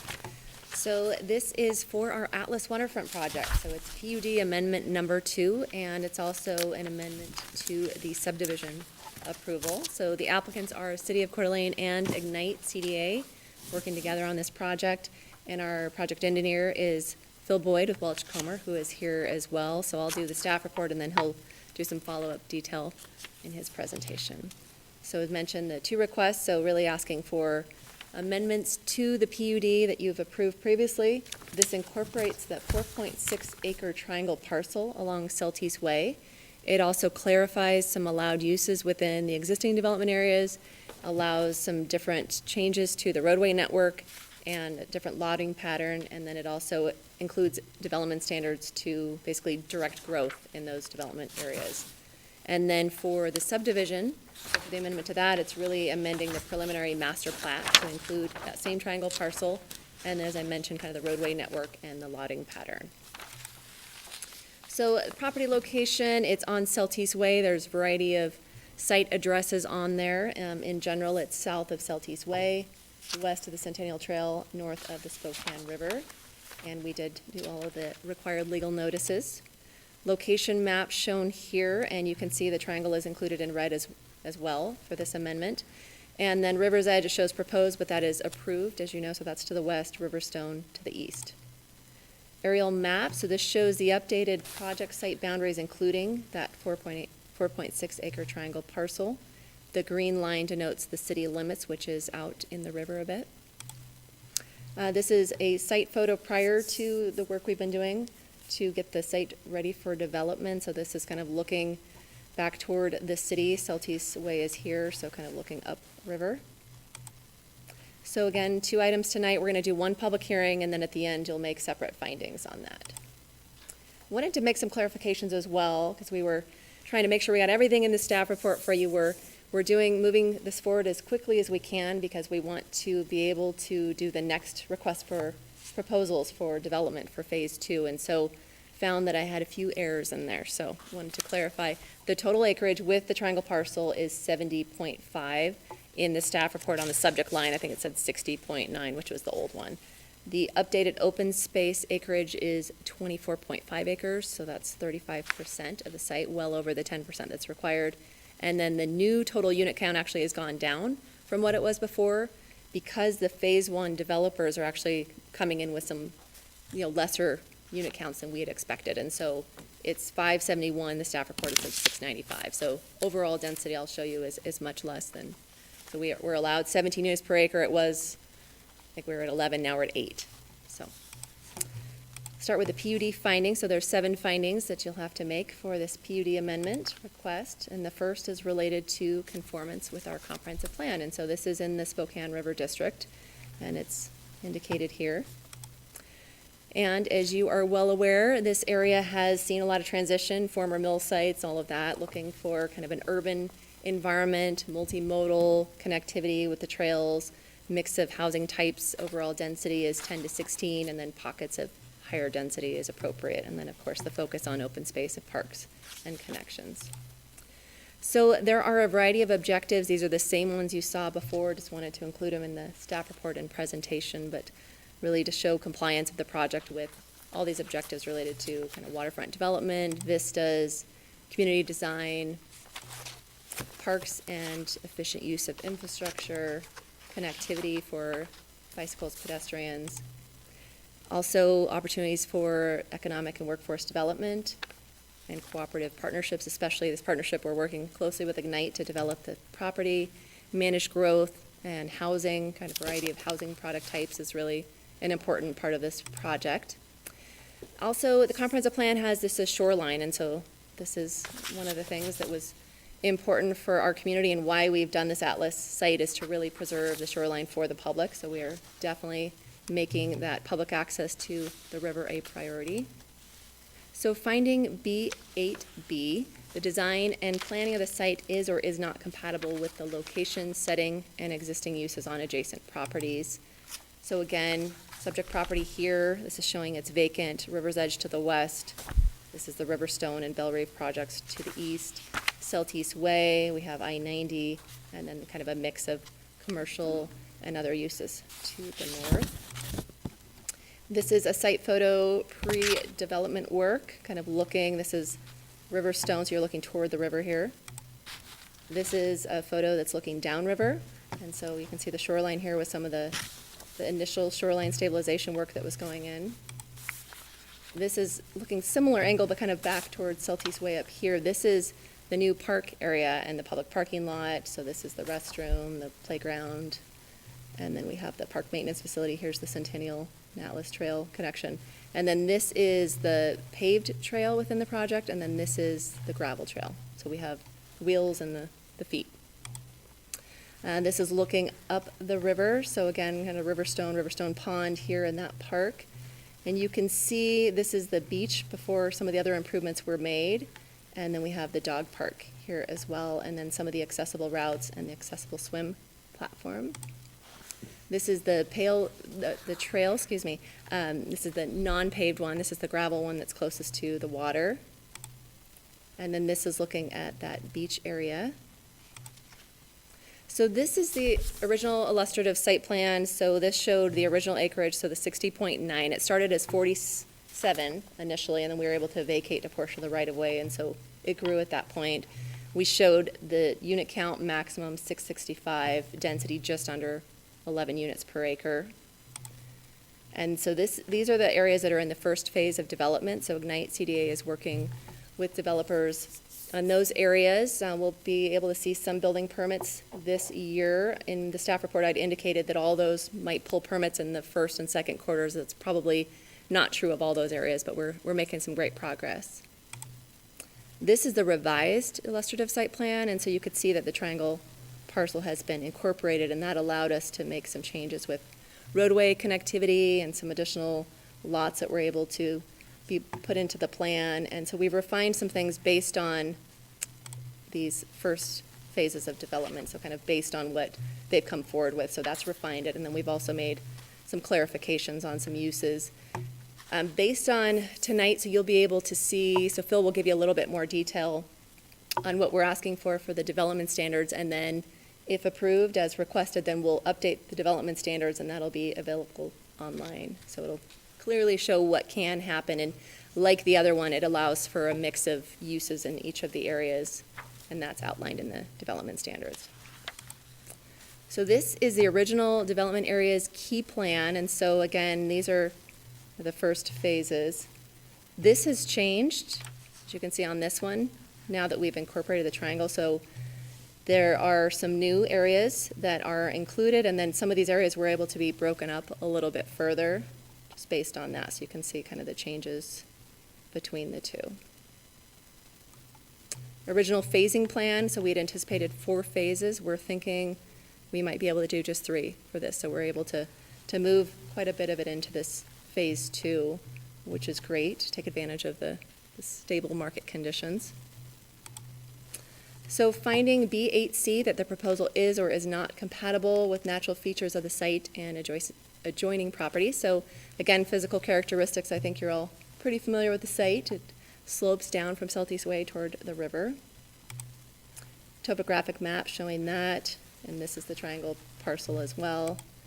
This area does have some increased slopes in it, the triangle parcel. Some of those are 15% or greater. And so there's some proposed work to be done to be able to make that work, to allow those lots to be developed, but still make all the improvements to ensure the slope stability and provide trees and all the things to ensure that there's not erosion and landslide risks or anything like that. And then also have some opportunities for some public access. Finding B8D, that the location, design, and size of the proposal are such that the development will or will not be adequately served by existing public facilities and services. And as noted in the staff report, we didn't have any changes to the comments, even though we've added this triangle parcel. Stormwater, streets, fire, and parks are all the same comments. And then there were actually some comments from traffic, water, and wastewater. On traffic, it actually would be less impactful adding this because the triangle parcel had apartments approved for that, and so it kind of changes the dynamic of traffic on the roadway. Water, same thing. They had anticipated needing a 12-inch water main for those apartments. They don't need that any longer. And then wastewater is just clarifying the timing of the emergency standby generator for the Riverside pump station. So it'd be triggered upon this amendment and the development of this. Updated utility map, just kind of showing how the utilities will be provided through here. And if you have any specific questions, Phil can address those. Finding B8E, that the proposal does or does not provide adequate private common open space areas as determined by the commission, no less than 10% of gross land area free of buildings, streets, driveways, or parking areas. And as you are well aware, we have 35%, well over the 10% required and available for the public. So this is the original open space plan, kind of showing all the areas where we had included little open space areas. This is the updated one, so there are some changes here, and you can get into that detail if you want, but this area in particular, we've evaluated some of the soils and the conditions of that area we call Mount Hink, and it looks like there is the ability to do some additional development, which is great for the project, and then still leave opportunity for open space in that area and provide great opportunities for the public. Finding B8F, that off-street parking does or does not provide parking sufficient for users of the development. And so the proposed parking for the project is largely consistent with the city code. We did have that exception in there for food and beverage, trying to allow for the opportunity and make sure that it's going to be viable and successful to have some of that commercial mixed use in the project. And so we did have some of the ability before that, based on if you had over 1,000 square feet within the area 13, that it would trigger one paved off-street parking space per 250 gross square feet, and that of that, 50% could be provided within the public realm. So we've kept that in there. With this amendment, we're actually asking for, and this is kind of how that was anticipated originally, we're asking for some additional provisions to really make sure we can get that retail, commercial food, beverage that we want in the project. And I think we've really looked at it, and Phil can speak to this a little bit more if you'd like as well, but really vetted it to make sure if we can provide it in these different ways, that it won't negatively impact the rest of the project. And so we're asking for some variations within Area 12 to allow 15% of the on-street parking fronting Area 12 could count towards satisfying the commercial retail parking requirements. And then in Area 13, that up to 7 on-street parking spaces fronting that parcel could count towards satisfying their commercial retail parking requirement if that owner funds the construction. So it's kind of putting that burden back on them. They'd have to do it between 12 and 14 diagonal parking spaces, and we figured out how that could be accommodated. Also making a provision for them to do tandem parking within the building for the residential condominium. And that's really a benefit for them because, and it's a benefit for us because we would much rather have the parking hidden than have it be surface parking, which takes away from other opportunities in the project.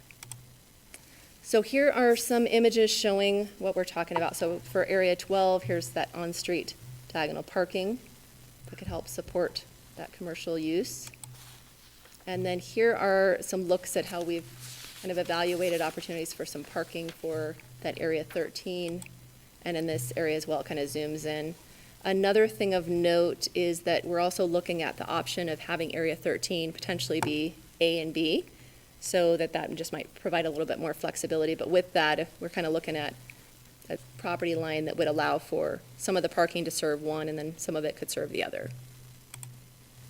Finding B8G, that the proposal does or does not provide for an acceptable method for the perpetual maintenance of all common property, and so this has not changed. There would be that master association. Ignite in the city would be involved in that until such time that the private ownership exceeds 80%. So now into the subdivision findings. So there are 4 findings for this request. So just a quick overview of the amended subdivision and the first edition as well. So this includes that triangle property. Kind of zooming in, so again, so here's kind of the 10 and 12 areas, but this is really showing kind of where that triangle property is now part of it, and the new roads that go through there, Jammer Lane and Topsaw Lane. This is kind of a continuation of that, looking a little bit further east, and then Heartwood kind of going through. Lumber Lane is able to continue now with this new pattern, and here's that A and B option. And then here is Area 6 that's in the first phase, so really kind of dialing in what they have submitted and are committed to developing in that area.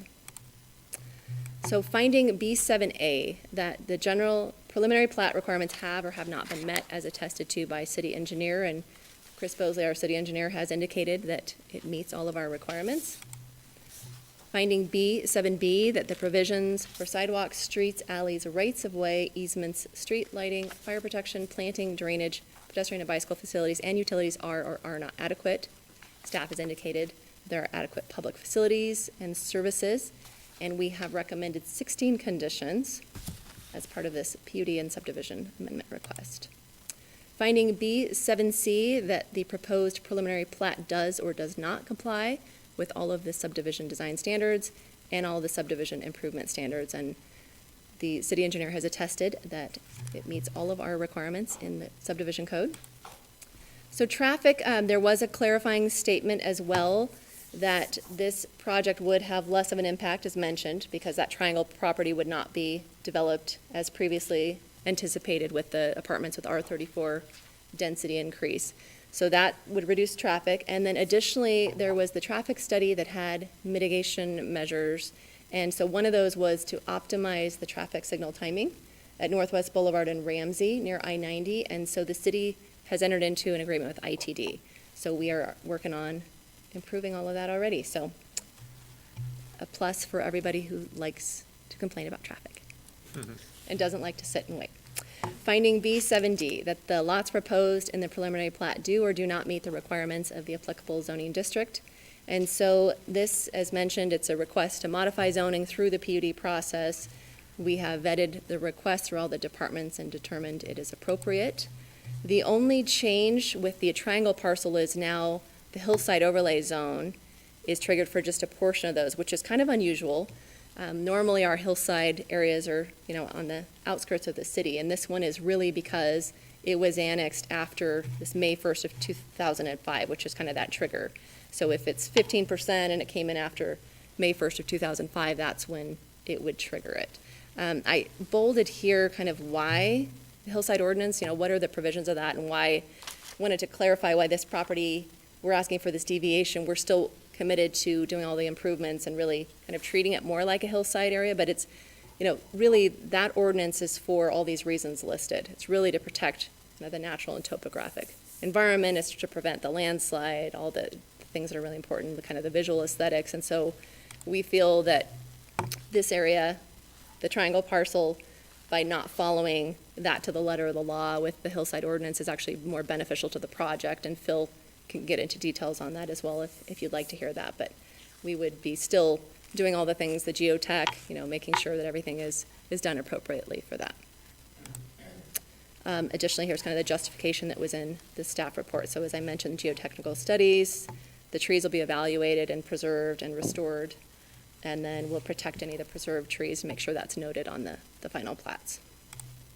The zoning map is shown here, so it's all zoned C17, and it's surrounded by C17, R12, and C17. And then here are the conditions. So these are all the same that you had approved previously. Here are some of the changes shown with the strike-through underline. So just a clarification on the timing of that standby generator for wastewater. This is a new one based on the new Jammer Lane. So fire has added that the minimum width of the cul-de-sac on Jammer Lane shall not be less than 96 feet.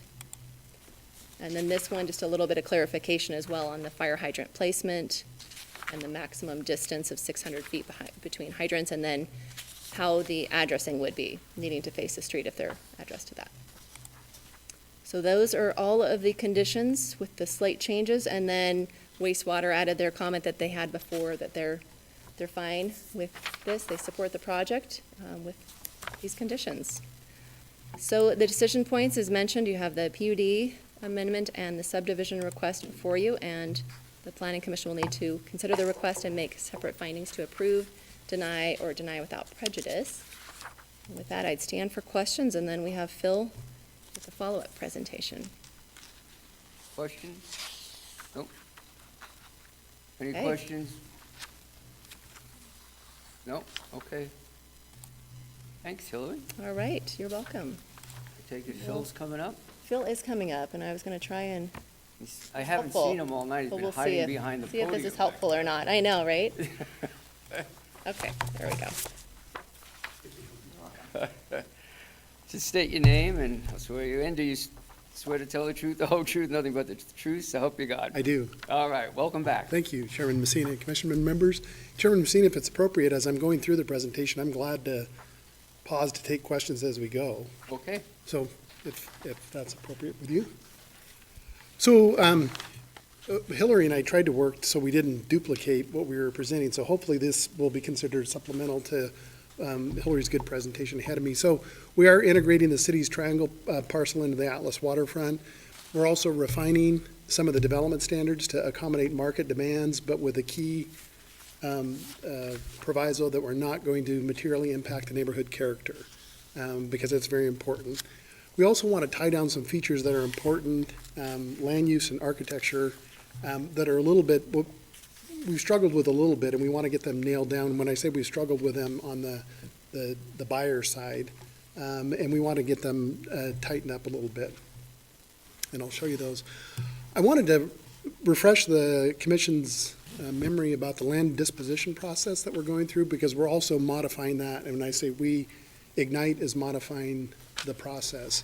I've shown in red here, excuse me, what we've modified. And so in the development standards, you guys are familiar with those.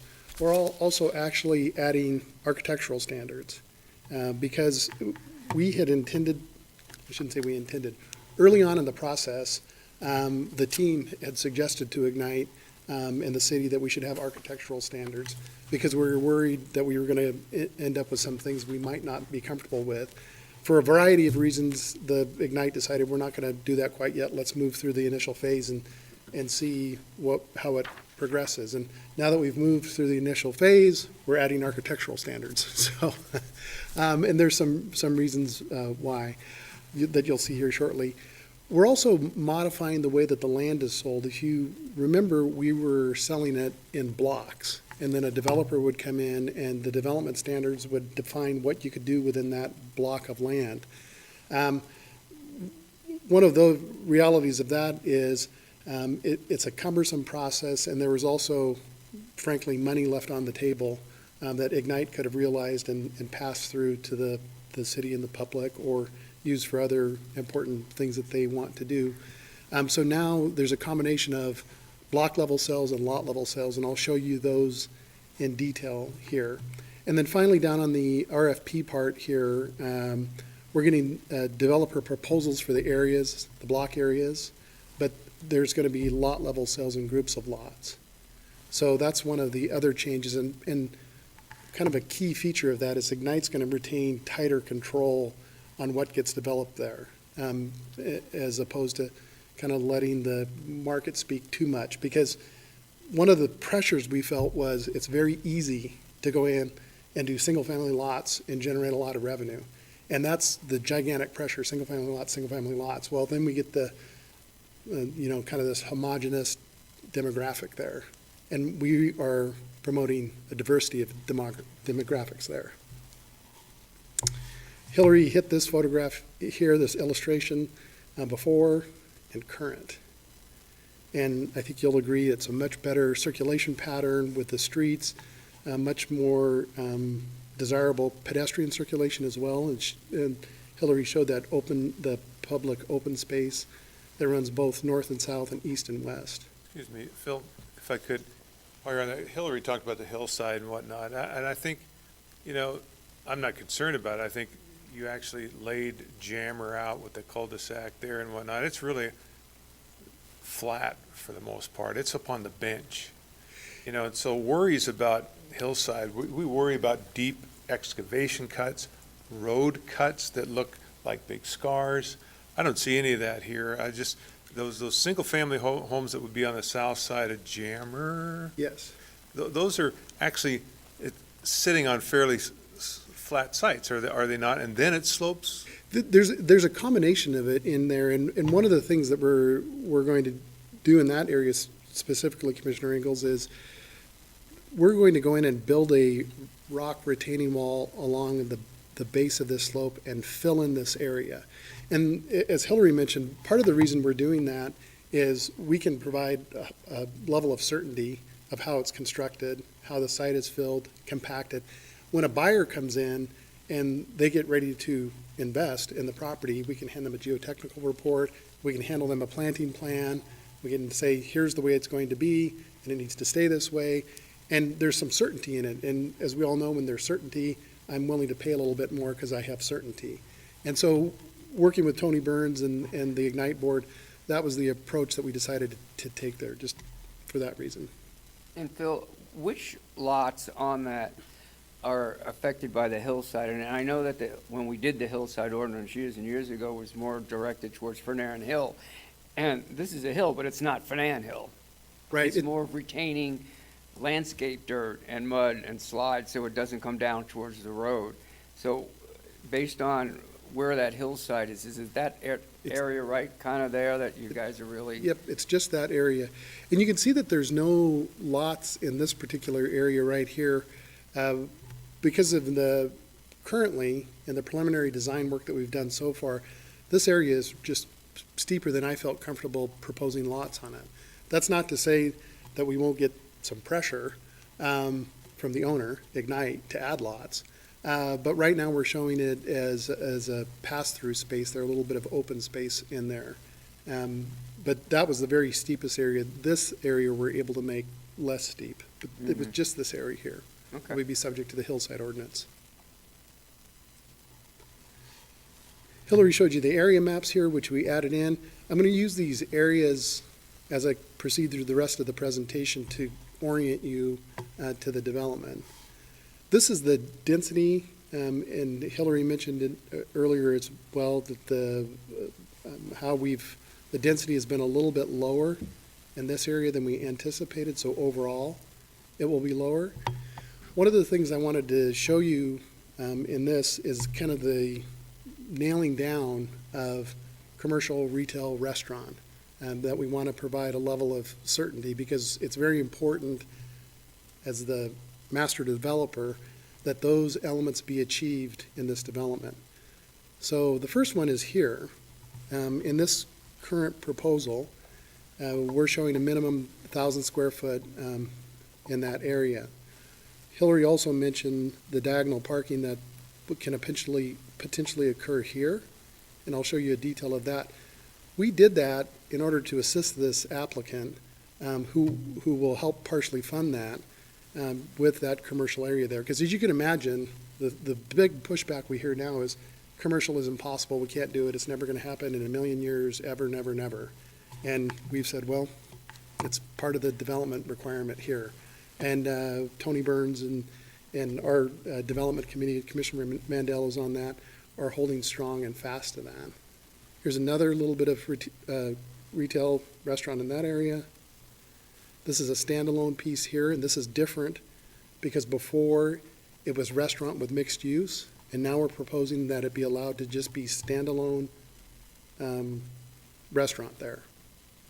And again, there's a reason for that. We think that it may go to mixed use, but if not, the way that lot is now divided, this could be a standalone restaurant. And then there's, in this building here, in the condominium building there's 1,500 square feet there. And then the last one is up in area 5, another 1,500 square feet up in that area. So you can see in red the dispersion of the minimum acceptable retail commercial restaurant. This is the density calculation. I noticed that I got greedy and added 10 more from when I last talked to Hillary. The number is actually, and it's right here in this low-rise multifamily.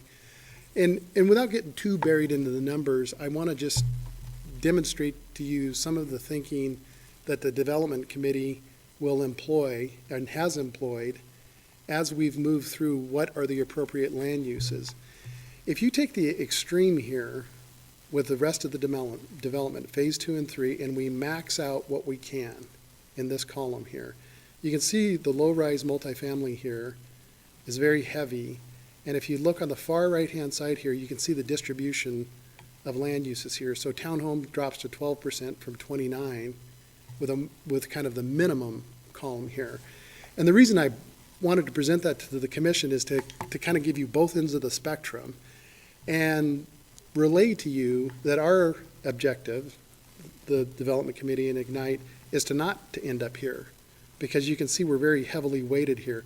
It's also not to end up where we really push single family very heavily. We kind of want to end up somewhere in this area here. So as we move through the RFP and selection process, the committee, the development committee for Ignite, will evaluate those and make a recommendation to the board as those proposals come in on the parcels that have the opportunity to be two different things. So hopefully that makes sense to the commission. Okay, I want to talk a little bit about up on the triangle parcel. This is area 18 and this is area 19, and they were added. This is what is the current scenario proposed for that. And let me back up one. The triangle parcel eastern boundary is right here. So this was the triangle parcel, and this was originally part of the, we'll call it the Ignite parcel. When the city council was considering transferring this parcel to Ignite, they had some strong feelings about what this should be here, this particular land use here, and they felt it should be single family. Development committee, our consulting team, I think planning, thought that it is probably more appropriate being a townhome product there, considering the proximity of it to Celtice Way. Ultimately, what we concluded on with the council is we'll put the RFP out both ways. It could be single family, it could be townhome. We'll receive proposals and then evaluate them, what is the most meritorious project there. Assuming that they both turn out to be townhome product, this is what it might look like. And you can see that their driveways here, garage loaded off of that driveway, centered courtyard here. This is another view what they might look like. This is a project that our GGLO, one of our team members, has developed and worked on. And so we're using their inspirational photos to kind of project what it might be there. So then, moving on to the other areas here, whether this turns out to be single family, and these are in bright yellow because this was part of the triangle piece. This was originally part of the Ignite parcel, and it was always destined to be single family. I say always, that was one of the options in the development standards. Here, one of the things, and this was in your packet, and I won't get into the details of reading that to you, but I wanted to show you the before and the after. And some of the things that we changed here is we made the lot depth deeper because there's quite a bit of slope down here. So the allowable lot depth is deeper here. The height is also taller. Potential for 45-foot building height here, which seems kind of high, but it's also at the top of the bluff. And so there's really nothing behind you. One of the things the architectural standards will do is speak to things about what color are you going to paint your house? Are you going to put spindly little posts with a deck on top of it? Or are you going to put some gigantic, 32-foot high blank wall? Those won't be allowed because obviously if you're down at the park and you look up at the hillside, you don't want to see a 32-foot high blank wall. So there'll be quite a bit of detail in the architectural standards that will control what happens there. And as Hillary mentioned, we're proposing to remove the hillside ordinance requirements. This is the townhome detail. These are out of the development standards, and they could apply to some of the areas for front-loaded single-family homes. Moving on to areas 1 and 2. And this, what you're seeing next, grew out of the discussions with the buyers of these areas. So they got through their DDA process. They're starting to design the homes, and they're running into some limitations, or we'll call them limitations. They had some desires, and they said, gosh, could we adjust some of these things? Could we make the fireplace bump out, encroach a little bit into the setback? And as Hillary and I worked through those with our team, the Heartland and GGLO, they seemed appropriate and didn't negatively impact the neighborhood. One that is worth explaining, and it's interesting, you think about these lots. These lots here, the front of the house looks out onto the river. This back set of lots here, the back of the house looks out on the river. So you can imagine where they want to put the deck. They want to put the deck at the back of the house. Well, when the deck goes at the back of the house, now where here, the deck is at the front of the house, you've lost some livable space. So they wanted to replace that livable space. And so this is one of the images. This is the front of the house on that secondary lot. So you're looking at the front of the house where normally this was permitted to be a porch. It wasn't permitted to be closed-in space. But they wanted to put the porch on the back because it faced the river. So they asked, can we replace it over here? And so that seemed like a reasonable request. And then this is the fireplace one that I mentioned. They wanted to allow that to project a little bit into, and this is just one schematic architectural drawing. There's a number of other ones, but I just picked this one. All of those things that I just mentioned, the changes are in the development standards that we're currently working on. And as Hillary said, we've kind of got a lot of it in draft form, but we wanted to get through the commission. If the commission had some suggestions or changes, if you approve this change, we'll finalize the development standards and move them forward. This is the area that's down on the waterfront here, and this is the before on the left. And you can see that there's townhomes in here. You can kind of see it's this funny configuration. And then this is the proposed afterwards. Our vision, Development Committee's vision is that this will be townhomes. It won't be single-family homes. And again, that goal to head to some product diversity in this area. One of the things that we're thinking of is we still want that little bit of commercial right here. And is there an opportunity to do some live work where you may own the townhome, your ground floor may be your accounting office, and you happen to live upstairs, or that type of product. Pretty unique for Coeur d'Alene, but I think in the current economy, we're seeing some potential that may occur. So that's one of the changes that we're proposing in the PUD amendment. Moving into Area 5, we are proposing to split it into two areas, 5A and 5B. This is the before. On the left here, you can see how the alley moves through here. Hillary had a great idea during one of the meetings of, is there an opportunity to do a cottage court? And so we've just illustrated that there and are proposing it again here to allow that. Also, this is the minimum commercial that I mentioned earlier. Trying to respond to the market. What we're hearing is, what kind of commercial restaurant can you put in there? How about 0? No, that's not going to work. We need more than that. And what is that magic number? The idea of taking 1,500 square feet, maybe 1,000 of it goes inside, but 500 of it goes outside. And that type of flexibility is what we're trying to build into these standards. So as we're dealing with the buyers, it makes that economically more possible for them. This area up here, Area 7, originally it was configured for either single-family homes or townhomes. It probably will end up like that. But one of the things that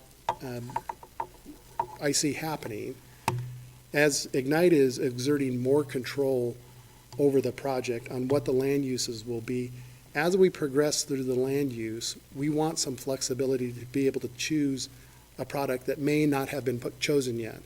So think of if we start moving through here and all we get is single family and townhomes. Even this one right here, it has the ability to be townhomes with a little bit of commercial on that corner. So let's say it goes to townhomes and this goes to townhomes. All the rest of this is just single family and townhomes. And there's no multifamily condominium product. I thought, boy, that might be a good location for it because you could make it taller. One of the things that we have put in it is that the parking is required to be in the building. And once you push parking into the building, it changes the demographics exactly. Where it may not be feasible to do that in a multifamily or a for rent configuration, but it could work as a for sale configuration. There's 110 units of for rent product over here. And so I think we feel like we've got our diet of for rent product. This is proposed to be for sale product down here, 21 condominium units, below grade parking. And we wanted the opportunity to perhaps put that here. So hopefully that makes sense. And this is what that configuration might look like. Here shows it in the single family configuration, and here is a potential multifamily condominium tuck under parking. Did we raise the height to 45 on We that did, one? yep, Because it makes sense if you can do a 3 to 4 story. exactly. And you're on the hill right behind it, which isn't buildable or Yep. obstructing a view, or, it's totally what old people want like me. Okay. Area 12 over here, the parking in the non-residential use, I've mentioned that earlier. Here's the non-residential use. My parking kind of got off the screen there a little bit. But you can see the outline of this building and the outline of this building. Here is the driveway. These two buildings are actually proposed for tuck under parking. So they have tuck under parking and then the upper levels of residential. And we had come to the commission before about an interpretation. This used to be where it was all mixed use in the building, and now we're moving towards mixed use on the parcel. So this building may be all residential, tuck under parking. This may be residential with that commercial on the corner. The reason we got into this diagonal parking here is because the struggle of parking here and a little bit of a back and forth negotiation of what does it take to stimulate that commercial there. Under the restaurant configuration, it's possible you could go build a 1,000 square foot restaurant there and not provide any on-site parking, provided this diagonal parking is provided under that 15% of the on-street. So 15% of this on-street parking results in 2 spaces that could be counted to here. So in theory, there's 12 other spaces that are available to the general public, which is a positive thing. The other positive thing in this configuration is the shared use path used to come through here. But we currently have an informal agreement with River's Edge here and with the Area 12 people that if diagonal parking goes here, we can bring the dedicated shared use path along this lot line. So now there's no driveways to cross, there's no conflict with, and we intend to light it and make it look nice and be functional. The Ignite Board will consider that on the 17th because it obviously drives up their development costs, but it also provides a really nice, strong shared use path connection down to the river. Here, it's still a little bit of challenge if you're riding with your 8-year-old down there because you're headed downhill. This would just be a much better alignment. On the architecture part of this, currently this building, which is this building, can only be 35 feet tall. This building with that gabled roof is more than 35 foot tall. So what you get is you get a flat top building, which doesn't, I guess it depends on whose opinion you think. It doesn't look great. So what we have proposed in this PUD amendment is that you can go to 45 feet, provided you provide some sort of roof articulation, some sort of peaks and whatnot. The determination on what's acceptable is kind of left in Hillary's, wheelhouse. We left it at the planning director to make that determination, but we think that it's going to allow us to push on the applicant a little bit more to develop architecture that stays like this, as opposed to, well, we can't make it, we still need our 3 floors, we're just going to cut the roof off the top of it. So that's a change to the Area 12. Similar on Area 13, we have some similar type changes. They're listed here. Graphically, I'll show you, this is what's proposed there. And so this is the park, the open space, the path that Hillary showed you earlier. The wheeled path is right here. I guess this is fine, but it would look better if there was some articulation in that roof. Developer says, gosh, I might consider doing that, but I can't under your current standards. And so we want to coax them in that direction. Again, this is the standalone, what I told you about earlier, 3,500 square feet minimum there, or perhaps with mixed use. We've really been working with them to figure out how to accommodate their parking for a mixed use configuration there. There's the potential opportunity. I'm going to skip forward to show you this. This is actually the city park over here. There's the potential to allow their driveway to come this way. This is not a great part of the park. If their driveway comes this way, they can actually do tandem parking in here for their residential. It frees up to allow there to be more non-tandem parking. If you have single-use parking in there, it could perhaps support an office space over here on top of the restaurant building. So you can kind of see the things that we're trying to do to stimulate the buyers to do that. This is also a parking configuration that puts diagonal parking on their parcel by this little frontage road, we'll call it, a one-way frontage area in here. So these are the types of things that we're hoping will encourage them to make the investment to put food and beverage right there. Do all the single-family and duplex site, across the site, are we assuming that there's no basements? Correct. Because the soils don't allow for it and the fill doesn't? They would allow for it. But we're talking slab on grade predominantly throughout the whole project. Yeah, I would anticipate, because I think most folks are going to want to go up, like the buildings I showed you earlier, going up 3 floors. Just curious, okay. This is the other parking configuration that the buyer here may choose. If they want to count those 7 parallel spaces towards their restaurant use here, they need to go build the city spaces over here. I think it's 14 spaces here. And that is actually a very economical trade-off for them, because we're already building the curb, we're already building the stormwater system. Literally, all they have to do is pay for some base rock and paving. So it's very economical for them to go build this. This area was a nice creation that came out of the acquisition of Lumber Lane, the acquisition of the triangle piece that allowed us to create Lumber Lane moving through here. It's areas 14 and 15.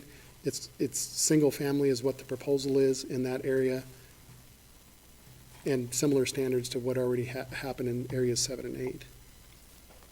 Can they do duplexes on those? No. There was a robust discussion about that stretch of the world, and at the end of the day, the conclusion of the development committee and the team was, this really wants to be, that's the wrong turn of phrase, but the appropriate land use there is single family, because the opportunity to put townhomes down in here and over in here and in this area and up in here and potentially over here. Really strong connection through there. Have we planned for any duplexes for shared common wall? Yes, there right now, Active West is doing some here, Okay. and they're allowed here and here, I believe. Mentioned the phasing, or Hillary mentioned the phasing here. I'll just give you a little bit of background. The reason that the phasing is structured this way now is there's going to be a fair amount of earthwork now that the triangle parcel's in play. You can see the outline of what we call Pit 1 that needs to be remediated. When the triangle piece wasn't around, we didn't have a readily accessible source of structural soils. We had to go dig a big hole here and wait for structural soils to become available, because to go buy it on the open market wasn't economically feasible. Now, with some earthwork in here, we can go dig this material out, move it over to here, what will be ultimately green space, take the soils from down in here, put it into that hole, and now it becomes immediately available. Well, you can't really do that much earthwork in phases, because the neighbors would be unhappy that are down in here. So Ignite, obviously the lift, the dollar amount lift for Ignite to do that is significant, because instead of doing a couple $1 million phase 2, you're doing a $4 million phase 2. So now Ignite agreed we're gonna go do this work initially. How they decide to sell those parcels off is a separate discussion, so we're gonna go build this. The reason that this is phase 3 is because unsuitable soils will be stockpiled here and be processed, we anticipate. And we're gonna separate the soils, because we successfully did it on the park project, where we took what came out of here and separated it into rock, organics, and topsoil. And it will either be sold on the open market or reused on this project. That's gonna take some time. It won't happen in a season. And we want to do it over here, which is why Area 7 and Area 11 will be the last to be sold. And then that's just another prettier illustration of the phasing. So that is the conclusion of my presentation, and I'm glad to answer any questions. Hopefully we've provided enough context and background about the purpose of the request. Phil, I just, update. I know we've gone through the request for proposals, and I guess you sold some land and you got developers giving us. Can you kind of say, okay, where are we on all that and how are we doing? And I know that what you just presented is a lot of stuff that needs to be done, and perhaps some of this stuff is going to be sold that way or redeveloped and stuff. And I appreciate it. And, I've always been an outspoken about keeping the designs the way they are. And I'm very, speaking for myself, very satisfied with what I've heard tonight, so that the design is there still. It's not just, all right, Mr. Developer comes in and does what he wants. The city, Ignite, and yourself, and the whole design team, I think, has done a great job. Thank you. That to preserve what I always felt to myself was the most important part of this project, keeping what we say we're going to do. Right. And not change it. So I'm very happy with that. So if you can just say, oh yeah, this has been sold and we've got something going over here, and the rest of the stuff is going to be developed, if you can, in a short. Yep, I can do it briefly. This is Area 1 and 2, and as I think we mentioned, this has been sold, and we anticipate this will probably be the first or second area to pull building permits. Single-family homes, higher end, I could anticipate what I would consider expensive. Affordable. And I don't know that they would fit in that category. But that, that's what happened, and Ignite put those out, solicited what developer would do in there, and that's what the developer came in, and they said single family here. The area up here, this is Area 8, that one got pulled out of the RFP process when the triangle piece looked like it might come back into play. And the reason for that was we had anticipated with a triangle parcel in play, we may choose to change this road in here. Because it's a long story, but just suffice to say, this road was too low, made the triangle parcel not very developable. Back to Commissioner Ingles' earlier observation is how flat will these, or how steep will these be in here? Well, we ended up going back into this area, adding about 40,000 yards more material to raise this area up, which provides a better contour if you just think about the site here. Because you don't want a house that has a flat, or a building that has a flat roof, and you don't necessarily want a site that is just flat where all the roof lines are the same. So we raised this area about 11 feet right in here, which makes these lots easier to develop and more economical to sell, made this one more economical to develop. So this one's sold, 2 is sold. Area 8 will go out to RFP later this month. These 2 are currently in negotiations, and as I mentioned, this has 84 units on it, this has 66 units on it. So there's 150 units right there, which is pretty good density, and challenging to park in those 2 areas, which is why these 2 buildings ended up with tuck-under parking. Obviously, none of this has been sold. We anticipate this will be for sale, single family here, and Ignite will develop it to the lot level and sell it probably in groups of 4. And the logic behind selling it not in big blocks, but not at the individual lot level, there's quite a bit of administrative processes that Ignite has to go through to RFP a lot, because it's not surplus, it goes through a development and disposition. So to do one lot, it's pretty burdensome. Ultimately, after going through a couple of iterations with the board, the conclusion was, let's sell them in groups of 4. And the thinking there is now you're opening that up to more than just the very experienced, well-capitalized developer. You might get some builders that could say, gosh, I could pick off 4 lots. And I think once the Ignite board and certainly the city council and the mayor thought about that, that's probably a positive thing to be able to spread the opportunity across more businesses. So these will be developed as single family. I'm pretty certain that will be developed as townhomes. This one, as I mentioned. Phil, I got a question. On the where you might be selling 4 lots at a chunk to give more opportunity for builders, Mm-hmm. the design standards are all going to be the same within that whole section of how many 4-lot chunks you sell. It's not going to be, okay, this developer is going to ask for this, and then you got another 4 houses, and we're going to do this. That was part of and that's correct, Chairman Messina. That's part of the reason the architectural standards had to come into play, because we didn't want it to be the Wild West, where you're going to build 4 modernistic ones, and I'm going to go build 4 traditional next to you, and we're going to both look at each other down our nose and say, gosh, I don't like what you're doing. Right. And so by developing architectural standards, we'll be able to control what happens. And part of the benefit of the architectural standards is before somebody submits a proposal, they'll have had opportunity to review them. And if they say, all I build is modernistic style homes, there's nothing that suits me in here, I'm not going to propose. And I'm not saying that's the case, but because we're still working through that. Right, and I think, some change in design, you don't want 4 sections of 4 houses, everyone looking the same. Right. Because now you're going to go, gee, everything looks the same. And there's only so much you can do with houses. Correct. Basically, so, okay, great, you answered my question, thank you. And then, as I mentioned, these townhomes are, probably will occur there. Ignite will plat them and sell them at the groups of 4, single family. Area 7 will probably, as I mentioned, it will be one of the last things that goes out. And so we'll kind of see what develops in these other areas here. There's a pretty good motivation for our development committee to see a higher density right here, because it's kind of the last area that will accommodate a higher density. The topography lends itself a little bit to tuck-under parking. It's right across from the park here. There's opportunities for great views. We hope to see something like that happen there. Area 11 up here, we keep holding out for the grocery store, but we're not certain that that'll ever happen. So we continue to show single-family townhome up there, but office building, it actually would be a really cool spot if office were a thing anymore, because you'd have views out to the river from there.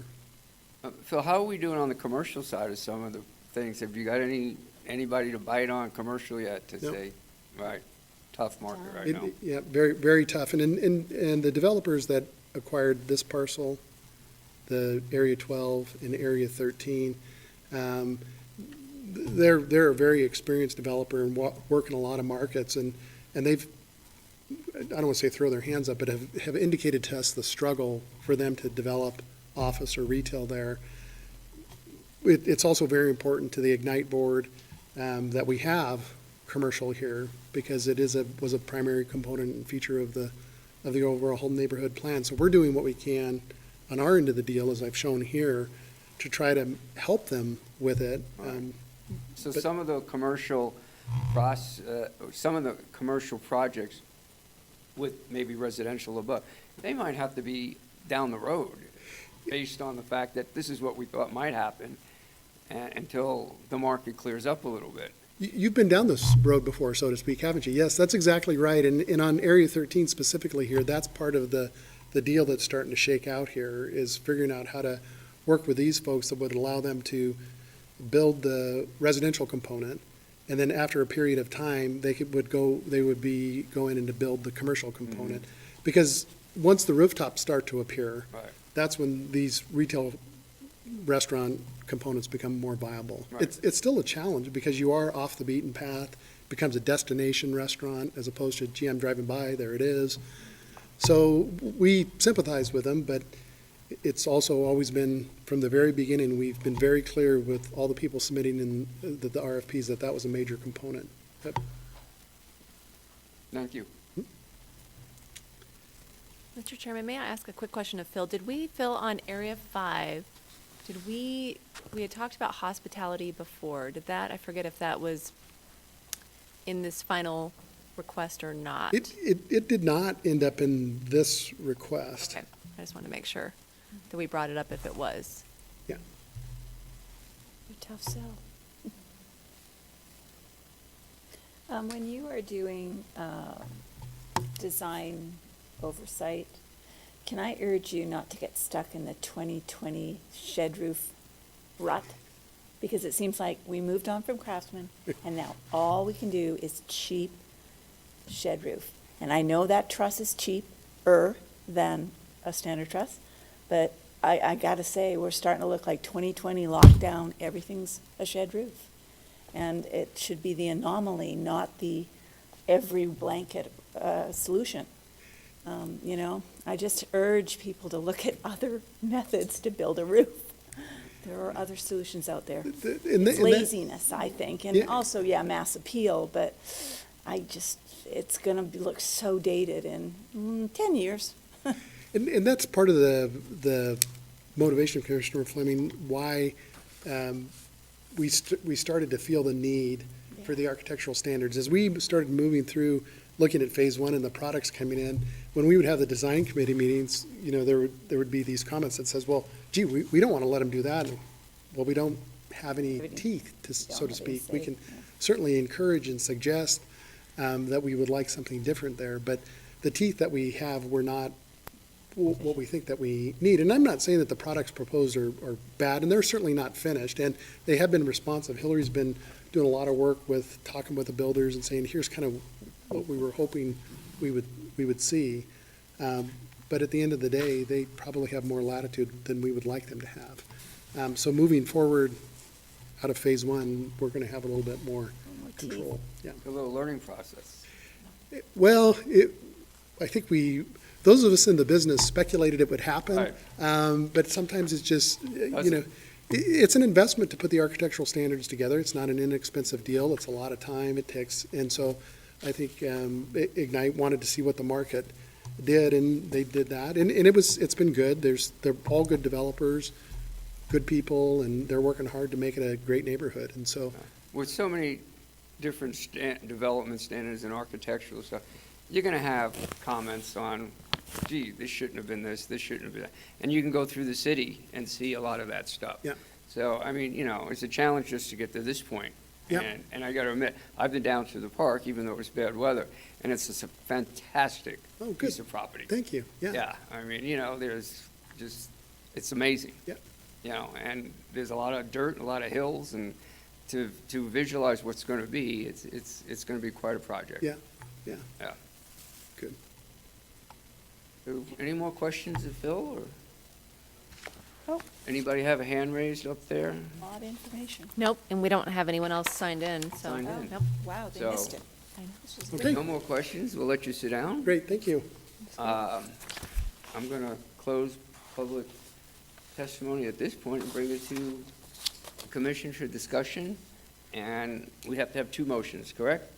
That's correct, so Okay. two separate findings, so Yep. PUD and subdivision. All right, Thanks.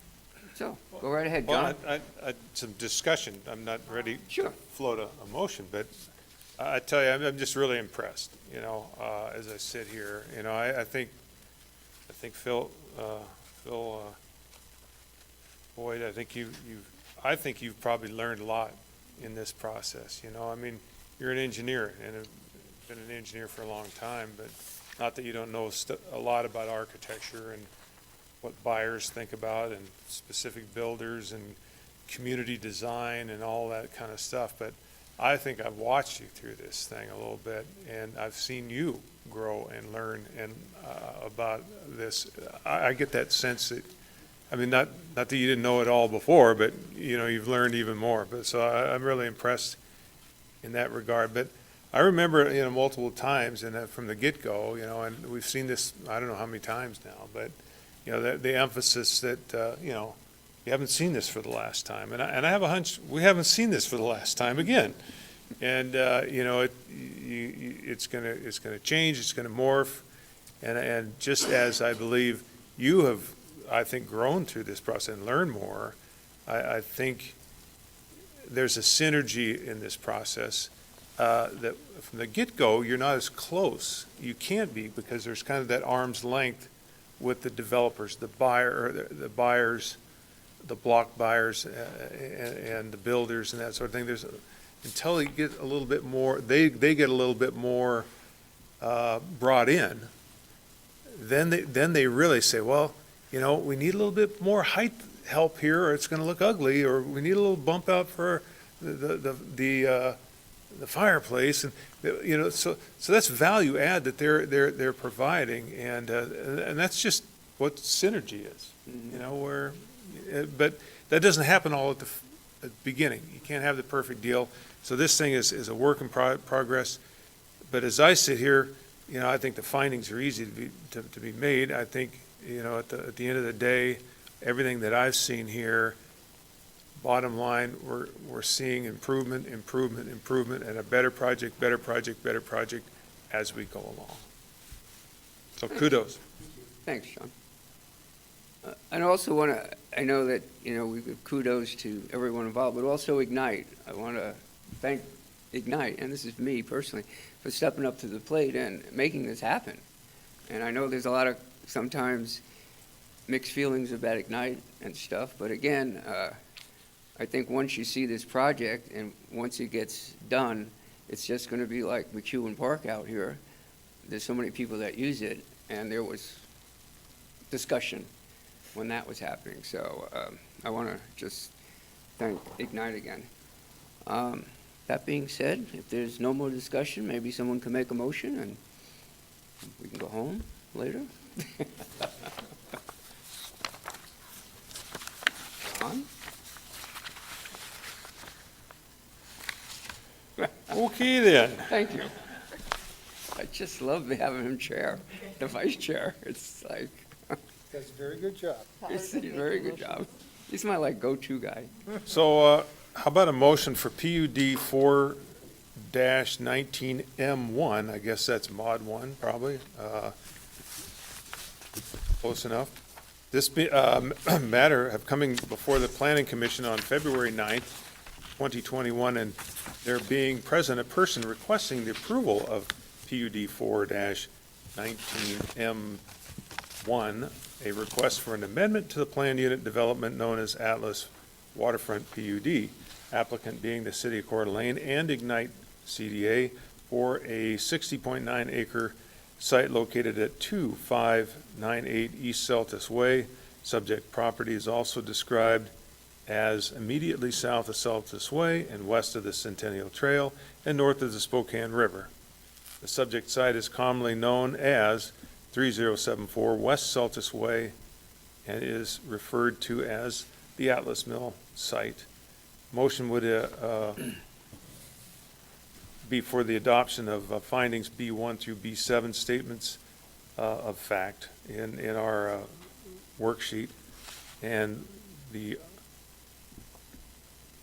decisional findings being B8A, that the proposal is in conformance with the comp plan, and that would be based on the fact that the objectives in our worksheet that are from the comp plan are all addressed well, as we saw here in the staff report and the testimony. The comp plan defines this as a Spokane River District a transitional area, and the comp plan emphasizes a blend of uses, public access to the river, a 10 to 16 dwelling unit of overall density, which this is well under, and emphasis on open space, and with those key provisions of the comp plan, focus on parks, bike trails, connectivity, waterfront, etc. This PUD is in well support of the comp plan. B8B, that the design and planning of the site is compatible with the location, setting, and existing uses on adjacent properties. And this is based on all of the exhibits that we've seen, the testimony, and that the density, the architectural style, the standards adopted and such, with the tweaks and modifications, therefore, the PUD will blend well with the density layouts and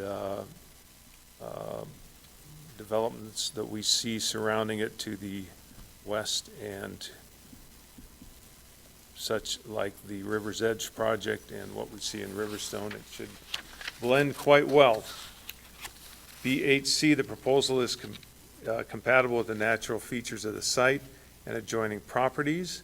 In this case, in the case of property located within the hillside overlay zone, does not create soil erosion, sedimentation of lower slopes, slide damage or flooding problems, prevents surface water degradation or severe cutting or scarring, reduces the risk of catastrophic wildfire in the wildland urban interface, and complements the visual character and the nature of the city.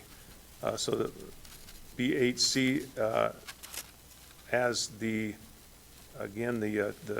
testimony, the exhibits, the staff report, everything that we've seen suggests that all of those concerns of topography and erosion and soil stabilization and such have been well addressed. B8D, the location, design, and size of the proposal are such that the development will be adequately served by existing streets, public facilities, and services, and this would be based on the testimony and the staff comments.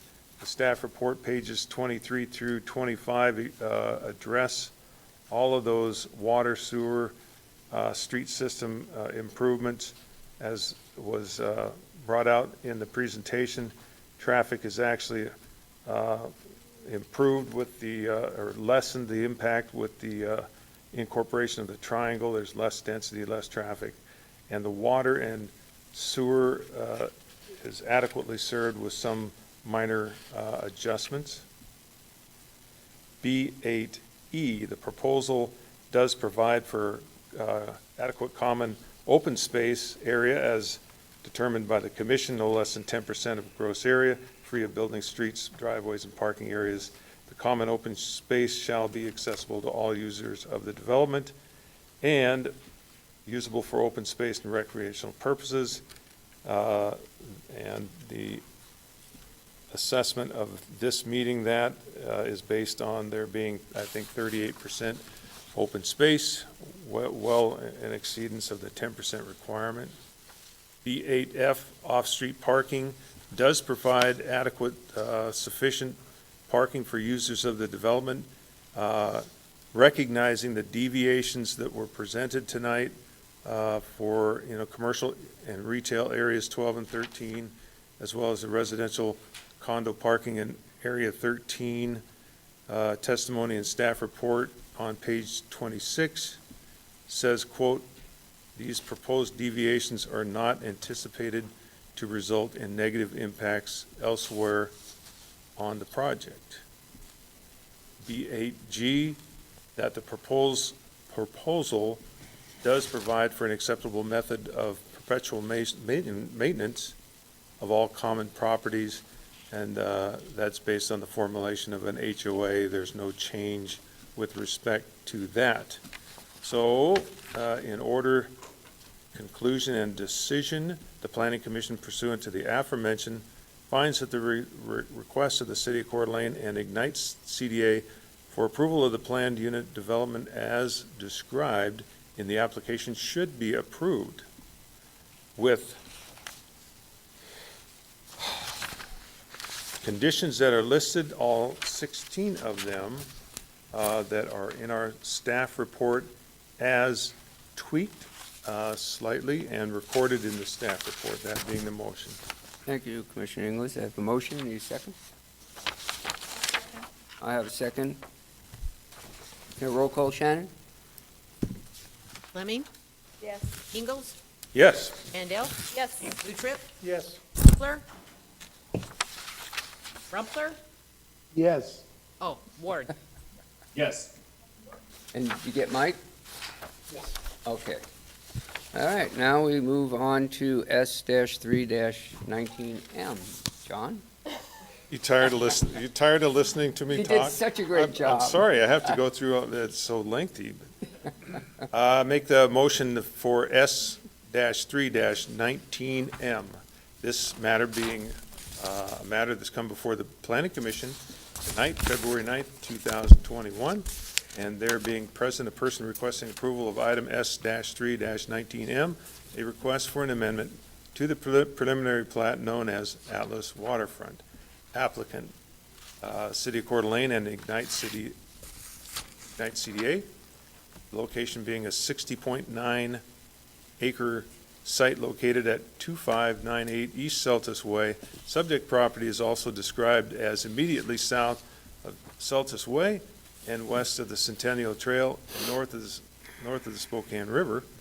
The site is commonly known as 3074 West Celtis Way and is referred to as the Atlas Mill site. Motion that we adopt findings B1 through B6, statements of fact in our worksheet here, and we adopt B7A finding that all of the general preliminary plat requirements have been met as determined by the city engineer or his designee, and that finding would be based on the staff report statement on page 33 by the city engineer that says that the preliminary plat contains all elements required by city code.